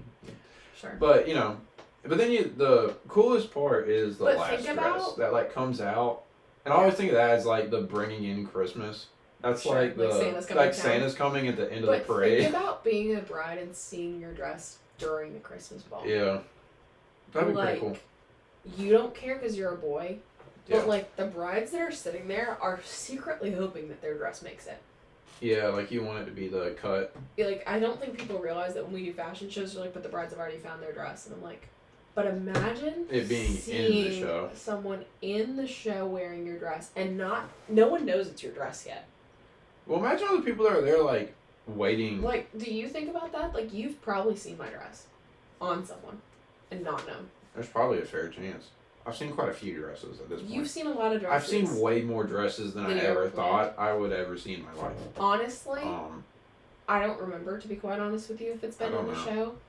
But there's a good shot you have and not known. How freaking cool is that? I think it'd be in, like, a spring one, if anything. Why would you think that? So I think that'd be like one of the last ones that like you would have cared for.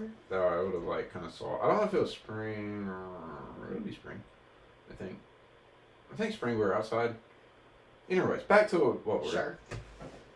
I think it's also because you invite like people. Yeah. To come as well. Yeah. And so being like, oh, I'm engaged. I'm looking for this time, and then it's now like you see this like spectacle of. Yeah. Dresses and like the shop that's all blown up. You have vendors coming in. Well, it's just like such a fun. What atmosphere. people who aren't brides don't realize is those parties are for the brides for the rest of their lives. Yeah. Like. That's a cool. Yeah. You can be 100, but if you were a bride, you can come. You can come forever. Mm-hmm. Front row seat. We'll save you one. Yeah. Like. It's for them, but it's also for the community because Wendy and Gabe believe so strongly in community and making sure that people know how special it is to enjoy what life is. Mm-hmm. I think because they've lost a daughter, they know how precious life is. Yeah. And they know how important it is to remind each other that they love each other. And they love to celebrate love. And so that's why they do events. It's not just come see our dresses, come see our shop. Mm-hmm. It's literally so people have a good time. Yeah. Like, that's the primary. Everything else is cool if it happens. It's a derivative. Like, that's not the primary. The primary goal is to make sure people remember how special this time is. Yeah. And I would say they nailed that probably with about everything they put on. Mm-hmm. Yeah. I'd say they do a very good job. Mm-hmm. I will say. And they're not looking for anything in return. Well, don't take out the red dress. The red dress is fire. I think that thing's pretty lit. There's a new red dress. I'm excited for you to see it. Oh, that'll be fun. So you do that. Yeah. That whole. I mean, that is a whirlwind in itself. Yeah.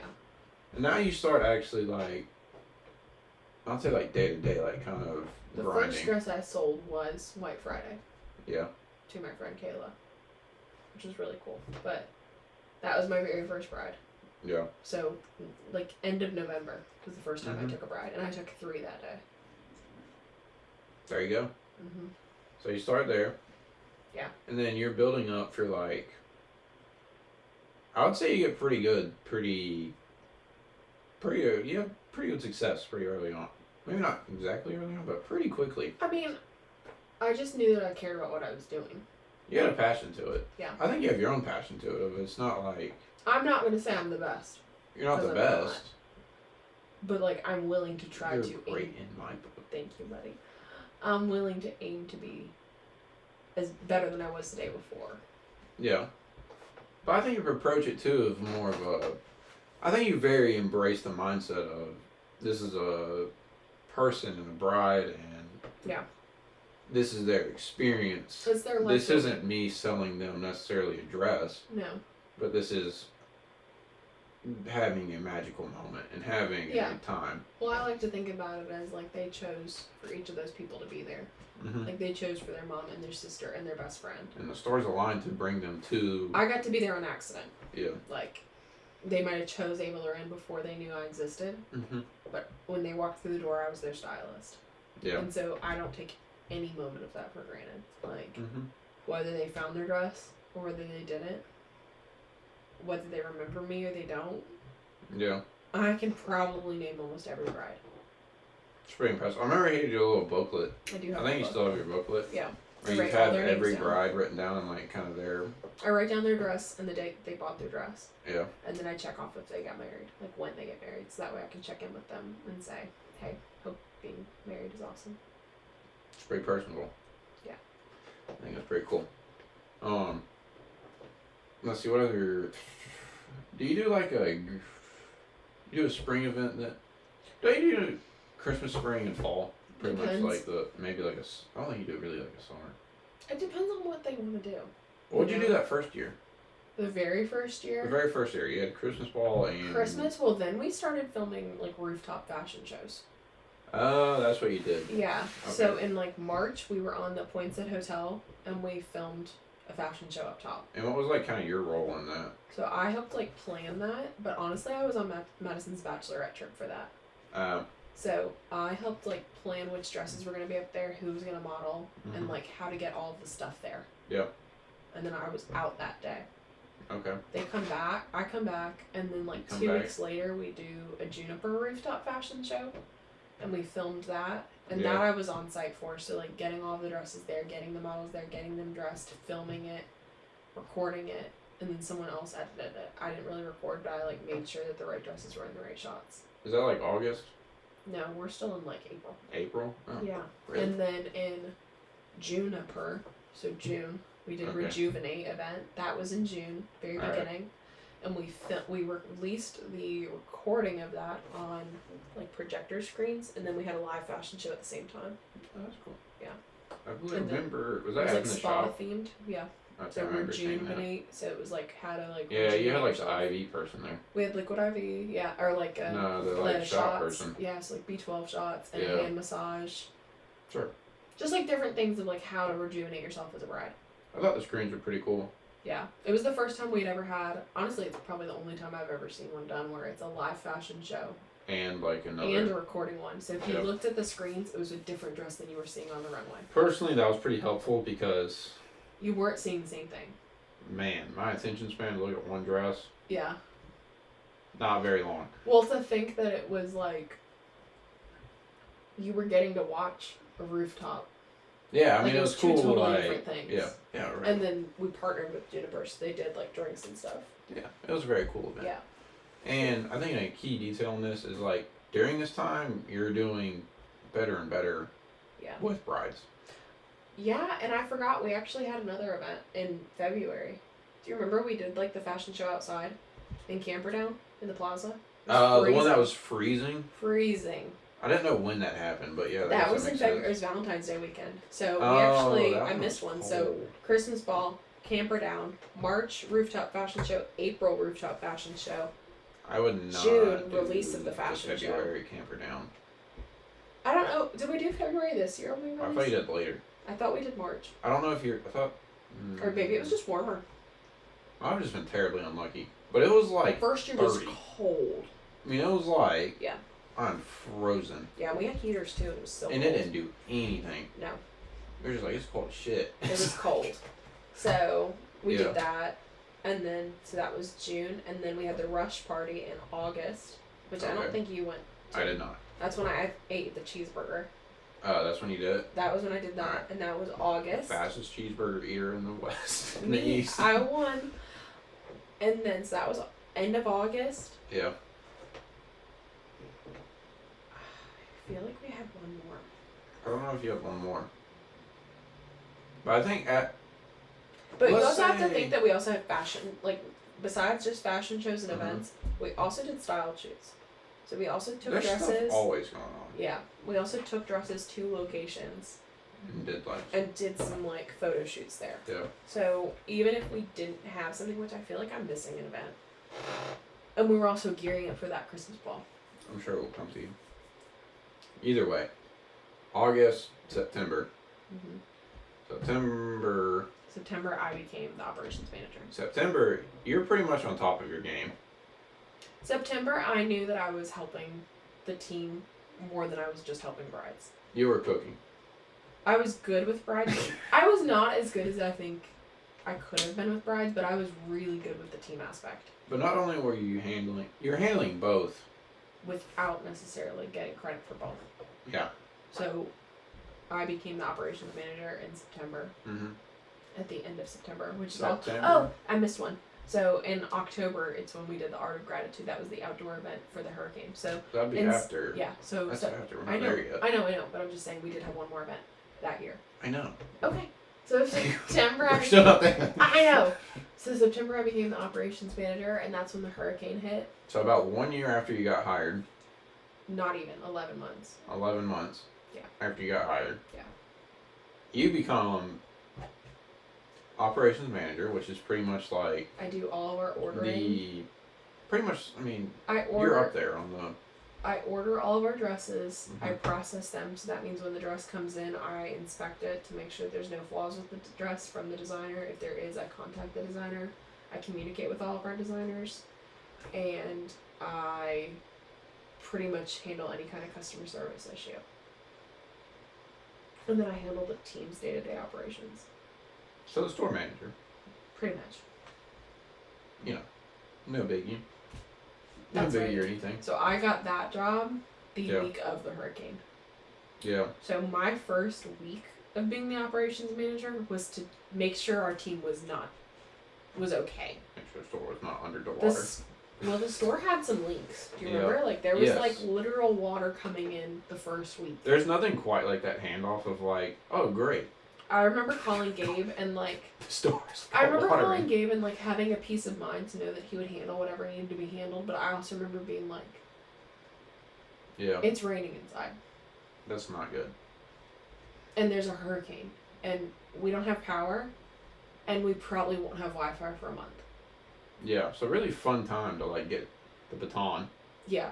And so we were out for, like a full weekend at that point, which for us to be closed for a weekend is a lot. Yeah. And I remember calling those brides that had their scheduled appointment, being like, hey, can you reschedule? Because this is not happening. And they were like, when will you be open again? And I was like, I don't know. Let's put you for Tuesday. And we were back open Tuesday. It was a very fast turnaround. It was because we were able to get to the shop. Mm-hmm. But when you think about the fact that we had no Wi-Fi, yeah, which means we had no music, no... Nothing like the silence. We were able to use a Bluetooth speaker. And just start humming. But we had to, pretty much, we had to get the Bluetooth speaker from the apartment across the street. Because we were like, okay, ours work on the Wi-Fi. Yeah. So the Bluetooth will work off our phones. Yeah. We had no humidifier for while the power was out. And it's a 100-year-old building. So it's humid in there. It's pretty stuffy. There's damage to the roof. And you have to think that the terminals that take credit cards run off of Wi-Fi. And our computers run off of Wi-Fi. Yeah. So everything is hot-spotted, which our phones can only do so much. Yeah. Our phones don't work. Because there's you're no in like internet. a brick building. And there's no internet. Yeah. Like, not cell phones. The landline. So for people to call the store... You had to call the landline? They had to call Wendy. Oh. Because her number was the only one that was listed as the other option. Yeah. Like, at that point. Because it was like, who else am I calling? Because if you're calling, something's going on. And so she was answering the phone and then calling me to be like, hey, call this person.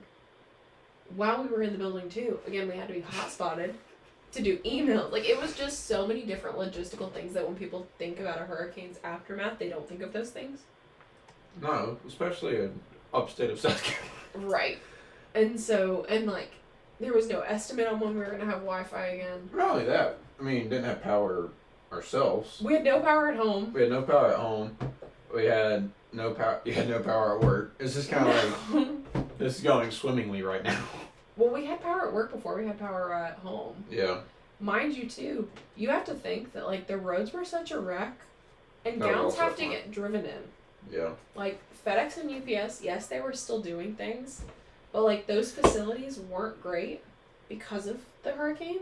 Well, because there's no stoplights. There's no stoplights. There's no stoplights. Notice how it just turns into, a four-way stop. It's just all right. There's a bride that I will never forget. Her custom lace jacket for her dress was delayed already, and then the hurricane hit. Golly. And I remember tracking it, and then all of a sudden it said no tracking available. And so the hurricane hit in September. Her jacket was supposed to be delivered the end of August, and it came the week of her wedding. And so we had to cut apart a dress and pivot because it was well, we need the lace, we need the dress, we need this, we have to send it to a seamstress. What do we do? Okay, this won't work, and literally it came down to the week of the bride's wedding, but Wendy would not stop. She was whatever we have to do. I don't care what the cost is. I don't care what we need to do. I don't care. We'll make it happen. Yeah. But the stress of that, I barely knew how to check on orders because I could barely get on the Wi-Fi. Yeah. And so walking into that, I remember thinking, if we can get through this month, I'm fine. We just have to get through this. Anytime I have a hard day, I think about my worst day during a hurricane. Yeah. It's something you're in charge now. And by the way, we have no power. We have no Wi-Fi. It's a little wet in here. It's raining. It's raining inside. You can't use any of the things you need to use. And the bride that just walked in just lost her house. That's what we were walking into. Yeah. Nothing more positive than that. And mind you, too, we have brides calling us saying, hey, my wedding's canceled because I don't have a venue anymore. Yeah. Can you help me? So I remember having a whiteboard on the board because I remember already preemptively worrying about it, and I wrote down every bride I knew that was getting married in the month of October. Yeah. And calling them myself and asking, one, do you still have a dress? So we had brides that were getting married in October. Yeah. Brides that lived in Asheville. Mm-hmm. Brides that I worried about living even in Greenville. Yeah. That I was they have their dress. Their wedding's in the next couple months. Are they okay? Mm-hmm. We all checked on every single bride, no matter what the circumstance was, but those were my red flags. And there is still a bride that is rescheduling her wedding for this year from then. Yeah. That's exciting for her to finally...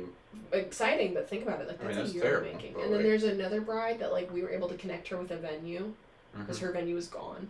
It was in Lake Lure, so it didn't exist anymore. Yeah, that's not there. So she still was I want to get married this week. And so we found her a venue, and we found her a caterer that still had food. Was that venue, were they okay? They were we don't have power. And she was I don't care. Can we just show up? Pretty much. She had no vendors left. She had no caterer because they lost all the food. Yeah. There was no power to cook it.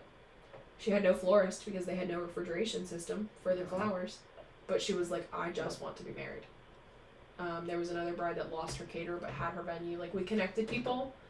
Or, brides had canceled their wedding because of it, but the caterer had all the food and the food was safe. So we would connect them. We had a lot of ability to connect them. Mm-hmm. But, that was not part of my job description. And we just did it. That's part of we were we're going to make sure they're okay. And then we text every single bride to make sure they were safe. Hectic time. Yeah. And again, when you think about the fact that I was carrying all of those brides and holding my breath that they were alive. Oh yeah, it's your first 24 hours on the job. And like I was worried that they were alive, and then I was worried that their dress was gone. Yeah. Because in my head, I mean, you have bigger problems, just like house or something. Sure, but I was like, how do we help them? Yeah. How can we at least make this happen for you? Thank goodness for Natalie, because she was also walking into the same situation that I was walking into of being the team manager for the first time. Yeah. Like, she had done so much being Wendy's sister, obviously, but then also, like, walking alongside of Do You Speak Bride, that she knew Wendy's heart, and she knew that if we needed to do something, how to operate with that. But, like, she had also never been a stylist, which no one really realizes. She also has 6 children who are living in no power. Yeah. Oof. And she lives an hour away. Like, that woman is a beast. And her kids are homeschooled. So imagine having 6 children, all under the age of 15. Yeah. Yeah. That's tough. But she was like, whatever we have to do, we'll make it happen. You gotta make it work. Mm-hmm. Oh, that's impressive. I'd say that gives a lot of perspective of what's going on. Yeah. Yeah, I feel like after that you had a pretty good... After that, I was like, we'll be okay. Pretty good handle on, like, what's happening. In my head, I was like, nothing like a tropical storm to start us off. Yeah. A hurricane in the middle of North Carolina. I think you got a hurricane. Well, that's what I'm saying. Like, I don't think we were a tropical storm. I think you were like... I feel like South Carolina got kind of tropical. I thought we were grade, like, the 1. I mean, it was rough. It was bad. I mean, we were... It was rough. It was pretty rough. One, to think now that what I know, like the fact that you were worried about my ring in the middle of all of that. And I was also worried about that. Yeah, like my ring was getting delivered. There's many worries. There were so many worries in the month of September. September was a rough month. We're going to redeem it this year. It wasn't I mean, it worked out well. It was just like some interesting times. Again, nothing like leaving the Harris Teeter the day of the hurricane. It was the day after the hurricane. Sure. And like coming home from the roads that were like, oh, this is bad. When that power line almost took out the car. Yeah. You remember that? When we were coming home and it's like, it was just like black and then all of a sudden it like, bam, power beam. And it's like, oh shit, that's not good. The power beam and like the amount of trees. Oh yeah. The amount of trees was crazy. Like bob and weave and like hope that no one's coming. You were really bobbing. There was a lot of bobbing and weaving. Yeah. Yeah. Trying time. Again, I'm glad that we didn't like have any kind of damage to our homes. I'm glad that nothing majorly happened, and very fortunate for that. But sure, but it was a different stage. It was wild. Yeah, and like you were doing school. That was also wild. Mhm. That was crazy. Off like the beaten path of Wi-Fi, like holding up your like getting the signal in the rooftop, you know? Yeah. Yeah. Yeah. I remember being like, I should probably take down like all my notes now, and then the power went off, and I was like, oh, that sucks. It's like, dang. Can't do anything now. I was like, oh, that's not good. At least Clemson played the football game though. That's the only thing that truly matters. You know, we gotta have something that keeps the people going. I don't know what everyone would have done if there's no football game. Well, the fact that people couldn't watch the football game is crazy, you know? That's also crazy. Or turn on the generator. I can't imagine the vibes down there, though. Like, I would have not gone home. I would have just slept in Clemson, personally. Well... Like, that would have been my plan. Can you imagine how sweaty and smelly some of those people were? Oh, terrible. Because... I mean, like, no one showered for, like, probably... I mean, at that point, you're, like, a day or two in. Well, I think it hit on a Thursday. I can't remember... I think it was I think it was like Wednesday night and then Thursday day. Yeah. And then Friday. And then Saturday, Clemson was like, what are we talking about? We're still playing. We're playing this game. Yeah. Yeah. Anyways. I'm just saying, like, it probably smelled horrible there. Probably was not. It probably smelled awful on Sunday. Sunday was probably worse. Yeah. Those ripe buds. I think that leads into your... Hurricane party. Hurricane party. What was the fall one? Yes. So we had it was called the Art of Gratitude. Okay. And it was the Asheville artists that were That was displays. pretty neat. It was really cool. So it was our first outdoor fashion show on our space. So we did a parking lot fashion show. And it was honestly probably still my favorite event. I know Christmas holds its own thing, but like Y'all had some amazing food that time. it was Woodside Bistro. I don't know. Literally down the street from the shop. Oh, for real? It's so good. That was some of the go there, best food that like. It was awesome. And then it was also cool to see all the art pieces that like were Yeah. being done. Personally, outside of what we got in the bag, Well, like we're gonna put any bids in on the pieces. well, But they were because very cool. it was cool that those artists that had been displaced for over a month at that point Mm-hmm. got the chance to just like be normal. Yeah. Like you have to think that Asheville's such an art community where they just get to share their art and like have festivals and stuff. Mm-hmm. That like they hadn't done that in a month, and for them that is like The breath of fresh air. it felt like COVID is what they described it to me. Mm. Like they were like we were not around people, and like just for people to look at our art and be like, oh, wow, cool. that's really cool. Yeah. Keep going. Mm-hmm. And like our artist who did our mural had a tree go through his studio. Like Yeah. it was Asheville artist, but it was also Greenville artist, and like with Greenville and Asheville being such an art community, and like so many Greenville artists hosting Asheville artists, I think it just like reminded people that like people were still affected by the hurricane. Well, I think the effect of the dress that you have all these art pieces going on. Yeah. But then you have a dress that comes out Hand painted. and is hand painted on, Yeah. which is still very interesting of a concept of like you're painting on this like 3D surface Yeah. that's not like smooth. Yeah. It's a very Well, and like it's very cool. we didn't really tell him what we wanted. No, I just kind of went with it. Yeah. I think that was pretty cool to have. Yeah. It's not the red dress, but it was very cool. But it was similar. It's right up there. It'd probably be 1B. But When I think about that dress and what it is, it's the meaning behind so it. cool. Yeah. Like he had never painted on fabric before either. Well, I don't think many people are just like, give me a wedding dress to paint on. Some people do it. I mean, some people probably do it, but I would say he did it very well. He did an amazing job. He did it very I thought it was very tasteful. Yeah. Of like, it was a blend of like art, but it was still like a wedding dress. Yeah. Like the right person would be like, I'll wear it, like. They would pull it off. That's really definitely my vibe. Yeah. And like, I think that's a very cool aspect of it. It wasn't like, it was a mix. Well, and just to think like- that like, again, he painted our mural Yeah. and he painted that dress. Like the symbolism of that is cool. Mm-hmm. And like, I love a painted dress. I'm gonna be really honest with you. I think it's so cool. Can you get like a reindeer one? Like get like a Christmas one? A Christmas one. Yeah, see if you can do like a Christmas dress. I mean, I'll ask, but I don't know if that's the vibe necessarily. I don't know if that would quite fit the vibe, but But that'd to be. think that like he can't recreate that. No. I doubt it. Like he can paint another wedding dress if he wants to, but he's never gonna make that one again. Yeah. Like for a bride that wants a one of a kind thing, That'd be a no very one cool else way. gets again. Yeah. And that's the coolest thing. Like that's an ultimate. Mm-hmm. Yeah. Yeah, I would agree. So now, you have a second Christmas, which is more prepared and everything. Yeah. I mean, now what are your responsibilities going into like that event? Because I mean, That now one- it's like your show.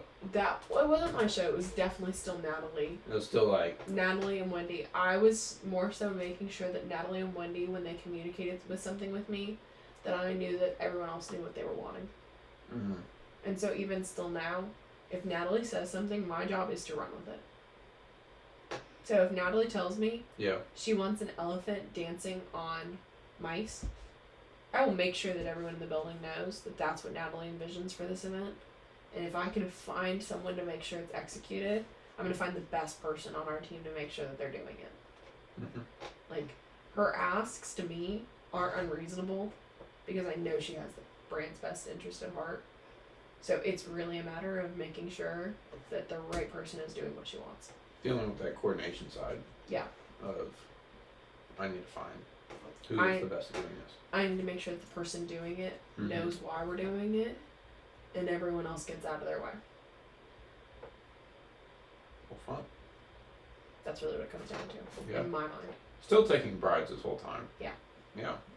So it's not only you're dealing with like the team aspect of Yeah. coordinating and. But at that point, I had gotten into the rhythm of like when a bride walks to the door, nothing else matters to me. Like I black out. Yeah. I'm not thinking about anything else. I think that is why right now wedding planning is hard for me because I can't close that off the same way. Mm. So anything else in my life, when a bride walks to the door, I do not hear it. So even when someone else tells me that something is on fire, I handle it for 4 seconds, but the bride in front of me is the one that matters the most. So when I think about an event, if there's a bride in front of me, I don't care. Yeah. The event's not happening right now. She's happening right now. Wedding planning doesn't turn off in my head though, which is hard. Yeah. So like if a bride says something about her caterer, it turns on my things that Let me talk to you about caterers. Well, I'm like, oh gosh, what am I doing wrong with our caterer right now? And then I think of things that I have to hit save on, and that's been hard. Mm. But honestly, if there's someone else in front of me, nothing else matters. I mean, it's pretty big positive. I mean, pretty positive. Yeah, I mean, even so much to say, like, the team has gotten better. I feel like at the very beginning, it was hard for them to understand that if I have a bride that I can't hear anything else. Yeah. So even so much so now to where they know to say to me, hey, this is on fire. And that's literally the words they will say. This is on fire. You need to know about this. Yeah. And I'll hear it, and I'll say X, Y, and Z, you deal with it. Or write it on the board. Or text me that. Because I'll remember it later, but I won't be able to deal with it right that moment. How was like figuring out how to delegate like things?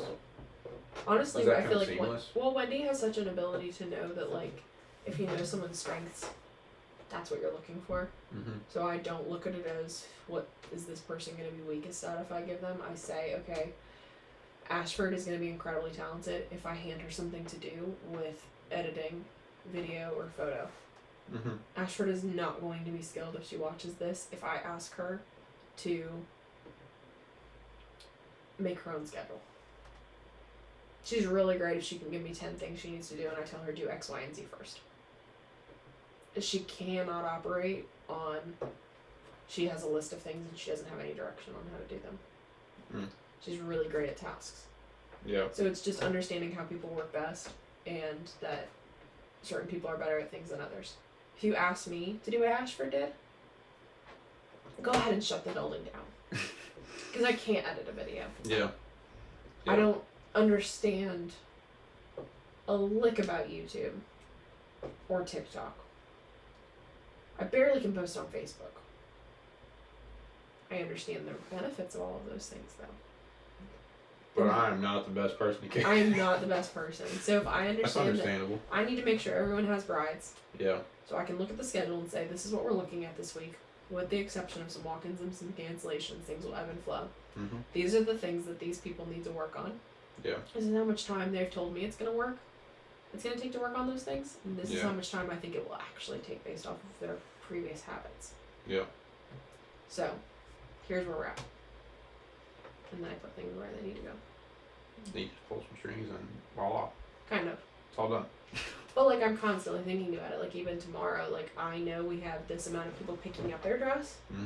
We have these people coming to find their dress. Yeah. These are the people in the shop. Yeah. These are things that need to happen tomorrow. Otherwise, the next day won't happen. These are the things that I'd like to happen so that the next week feels better. But if they don't happen tomorrow, the world's not on fire. Yeah. And these are things that people have told me they want to work on. Those are all very different in my mind, but if I can make them all happen... They're like a little category. Yeah. Yeah. And again, I try to think of it from the bride's best interest. So if the bride that's walking in to pick up her dress, if her stylist is Lexi, and Lexi doesn't need a bride at that moment, but Lexi can take one later, Lexi's going to be with the bride that's picking up her dress because that's a relationship. So that makes sense to me. Just depends. It depends on who's in the building that day. Well, there you go. Yeah. Well.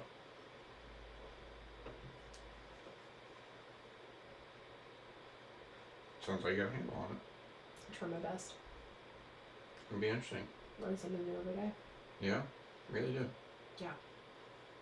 Well, I am excited for the next Christmas party. Me too. Personally. I don't know anything about it this year. You got anything you wanna give a plug? Give a plug. Yeah. Ava Laurenne. How do you spell Ava Laurenne? Just in case, hypothetically. Well, like Ava. If people wanted to find out about Ava Laurenne and like Charming Caroline. Well, Ava's so cool because like. You want to talk about their story a little bit? Well, I feel like just the name, because the name is what means the most to me in my head. Of like when you think about the name, like names matter in general. All of our dresses are named. Yeah. We put them on and we try to decide what their name should be based off of how we feel in them. Yeah. Like, I put on dresses and I'm like, oh, this is for sure a Ruthie, you know, or this is a Maria. You just know sometimes.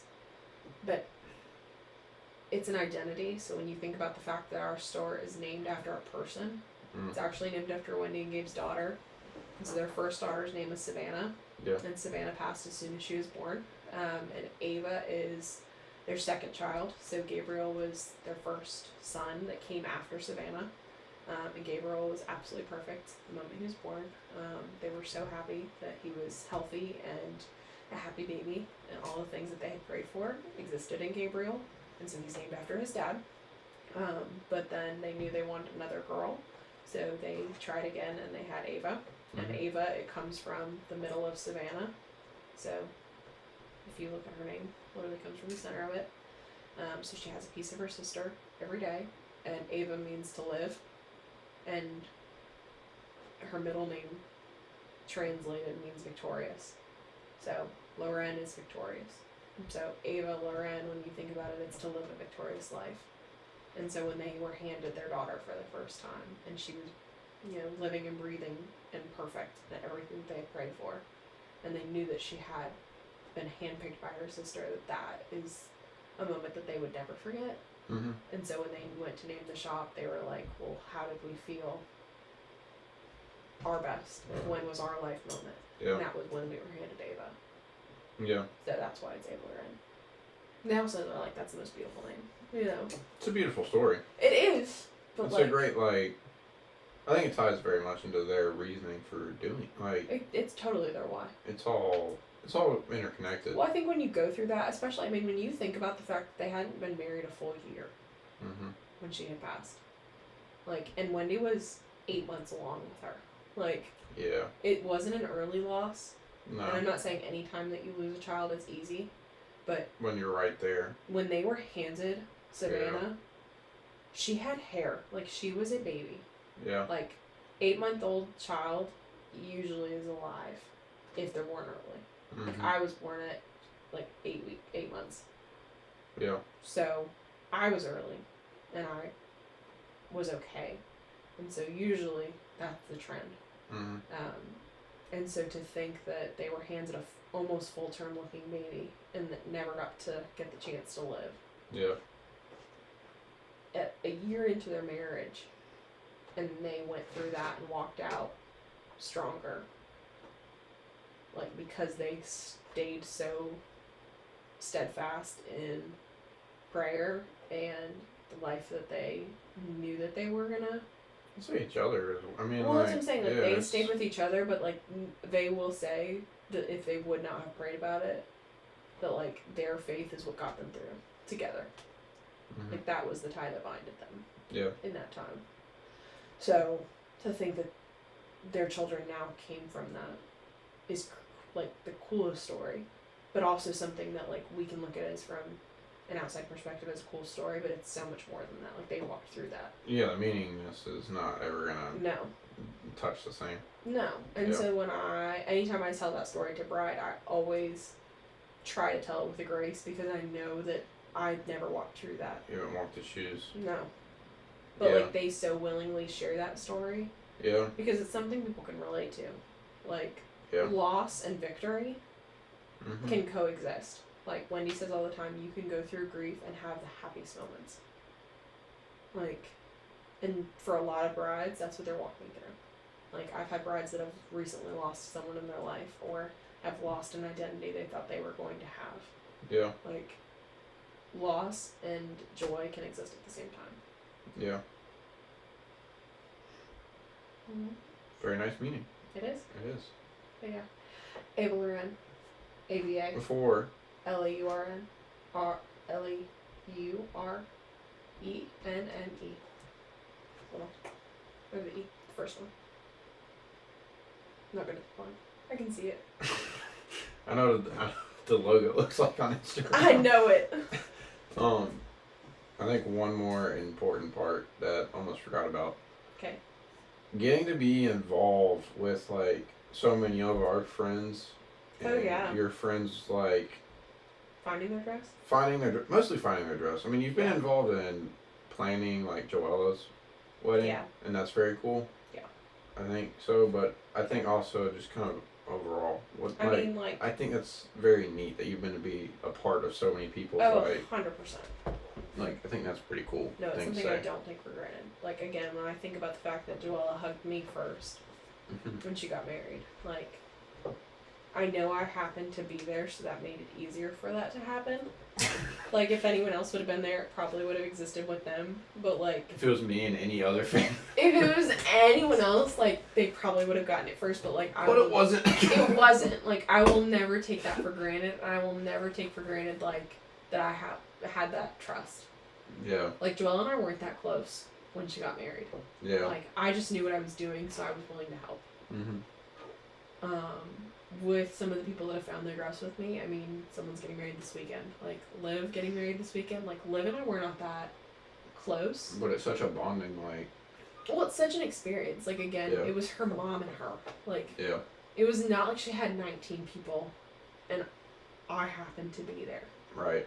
Like, I truly don't know if she expected... Like, she did not text me before, say, hey, I'm coming. Yeah. Courtney, same deal, did not say, hey, I'm coming. Yeah. I knew her name, so I was like, well, I might as well hang out with this girl. Her. Yeah. You know, and like we knew of each other. We had hung out a couple times, like through you and Sam, but like we were not that close. Same thing with Abby, honestly. I think Abby and I had talked about it beforehand because her sister had found her dress. Yeah. And I remember being like, hey, I saw you pop up on the schedule. I'm gonna do my best to be with you. Congratulations. Yeah. But like Courtney was kind of an accident. Liv was kind of an accident. There have been other people that like I've experienced them finding their dress, that like a girl that I even had accounting with in Clemson. Well, it's just like it's people you know and you get to see them go through the stage of life. Yeah. I think that's very like... It's the coolest thing. Yeah, it's like, oh, I knew you from, XYZ. Well, I was in accounting with this girl. Now I get to, help you. Yeah. Now I get to be here while you go through this moment. Yeah. And like make it, maybe not make it, but assist with it and no, but I'll see it happen. Yeah. One way or the other. I think that's very cool. Like, and again, that trust that's there. Yeah. Like, Courtney's the only place she had shopped. Yeah. 90% sure. Like, there was no question for her that was her dress in that moment. Liv had been one other place. Abby had not. Yeah. And they easily could have been like, you know what, we're not that close. We're gonna go look somewhere else. Yeah. And I think 90% of that was, hey, I found your dress. Like, this is your dress. But then the rest of it was like, I'm going to make sure you're taken care of. Yeah, I think that's a large. Like, I will not just be okay. Well, that goes for, not only the people we know, but like also anyone that walks in that store, it's you're going to be taken care of. Yeah. It's like Olive Garden. We're family. We're family here. Yeah. I would say probably better service than Olive Garden, but I think a little higher than Olive Garden. I'd say probably a little higher, but yeah, I think it is very much we're family. Yeah. And it's cool. Yeah, but yeah, I don't take any of that for granted. I mean, even Madison, like, I helped with her planning. I mean, from the moment she was engaged. You've helped on pretty much some capacity to a lot of people's weddings. Yeah. Yeah. Yeah. Which is crazy. It is. It's pretty wild. Just even if it was a small piece, like. I hope they had a better day. To think you gone from owning an oil rig. And a bougie gas station. To a divorce attorney. To this. When people ask me about that, they're like, what were you going to do? I'm like, well, I was actually Funny going enough. to start at the ending. Yeah. But here I am at the beginning. Yeah. Yeah. Alright. And now we get married. Mm-hmm. Which is his own event as well. Any guesses on the dress? No. Last question for you. No. I don't. You have no guess? I don't take Do questions. you think you can take one question. Do you have any guess? No, not really. I think it'll be white. Well, no, Schneik. Or, is it ivory? Ivory. Yeah. Every dress is ivory, apparently. I'm so glad you learned that. Fun fact of the day. There's not one white dress in our shop. Yeah. I don't know. I really don't know what you will do. I do not think it'll be mega puffy. I don't think it'll be like... It won't be like a Cinderella ball gown. Okay. I don't think it'll be terribly long either. Okay. I couldn't tell you what you chose with... I don't think it'll be see-through either. I don't think Good it'll guess. be very, very like, No yeah. see-through? Yeah. Anything that you can think it would be like? Because you were just telling me a lot of things you wouldn't. I have like a medium vision in my mind of like what it could be, but I can't really describe it. Can I have any hint to what? No. So that way whenever it happens, I just be like, oh, that was kind of what I thought. Glitter. A little bit. I think there'll be some sparkle to it. It won't just be plain. Okay. I think they'll have like some razzle dazzle. Like, do you see anything? I don't know. How about you drop a plug for Ava Laurenne? I just wish you would give me anything. Charming Carolinas. You know I already did. I already Alright. spelled it out for the people, but like Alright. you have no guess. Then the people know. The I people. don't have a guess. Alright. That's it. You got a Medium cool... sparkly. I think medium sparkly is a great to end Medium on. sparkly. Anything No, on medium no sparkly. train, kind of puffy, but not all the way. There'll be some train. My dad said it would look like an umbrella, so I'm excited to see what that means. I feel like it's way less descriptive than what I gave. He thought all the way. Umbrella. Is Rihanna gonna come out and start like... I don't know. He said umbrella-like or flare at the ankle, which I don't know how that would look, because my ankles are pretty low. What is flare at the ankle even like? It's one extreme or the other is what he's saying. I don't know if he thought ankle was higher than... I don't know. I don't know. I guess we'll see. We shall see. You got anything you want to end on? I guess a cheers, or we never... Cheers again? We never cheers to start, did we? Wait, cheers to start. Well, I finished my Yeti, so cheers to that. Alright, well, cheers to you. And to us, I guess. That was 30 To days. us. There's Yeah. my Schmergel is sipping here. Yeah. Are we gonna be a 3 hour? Nope, not quite.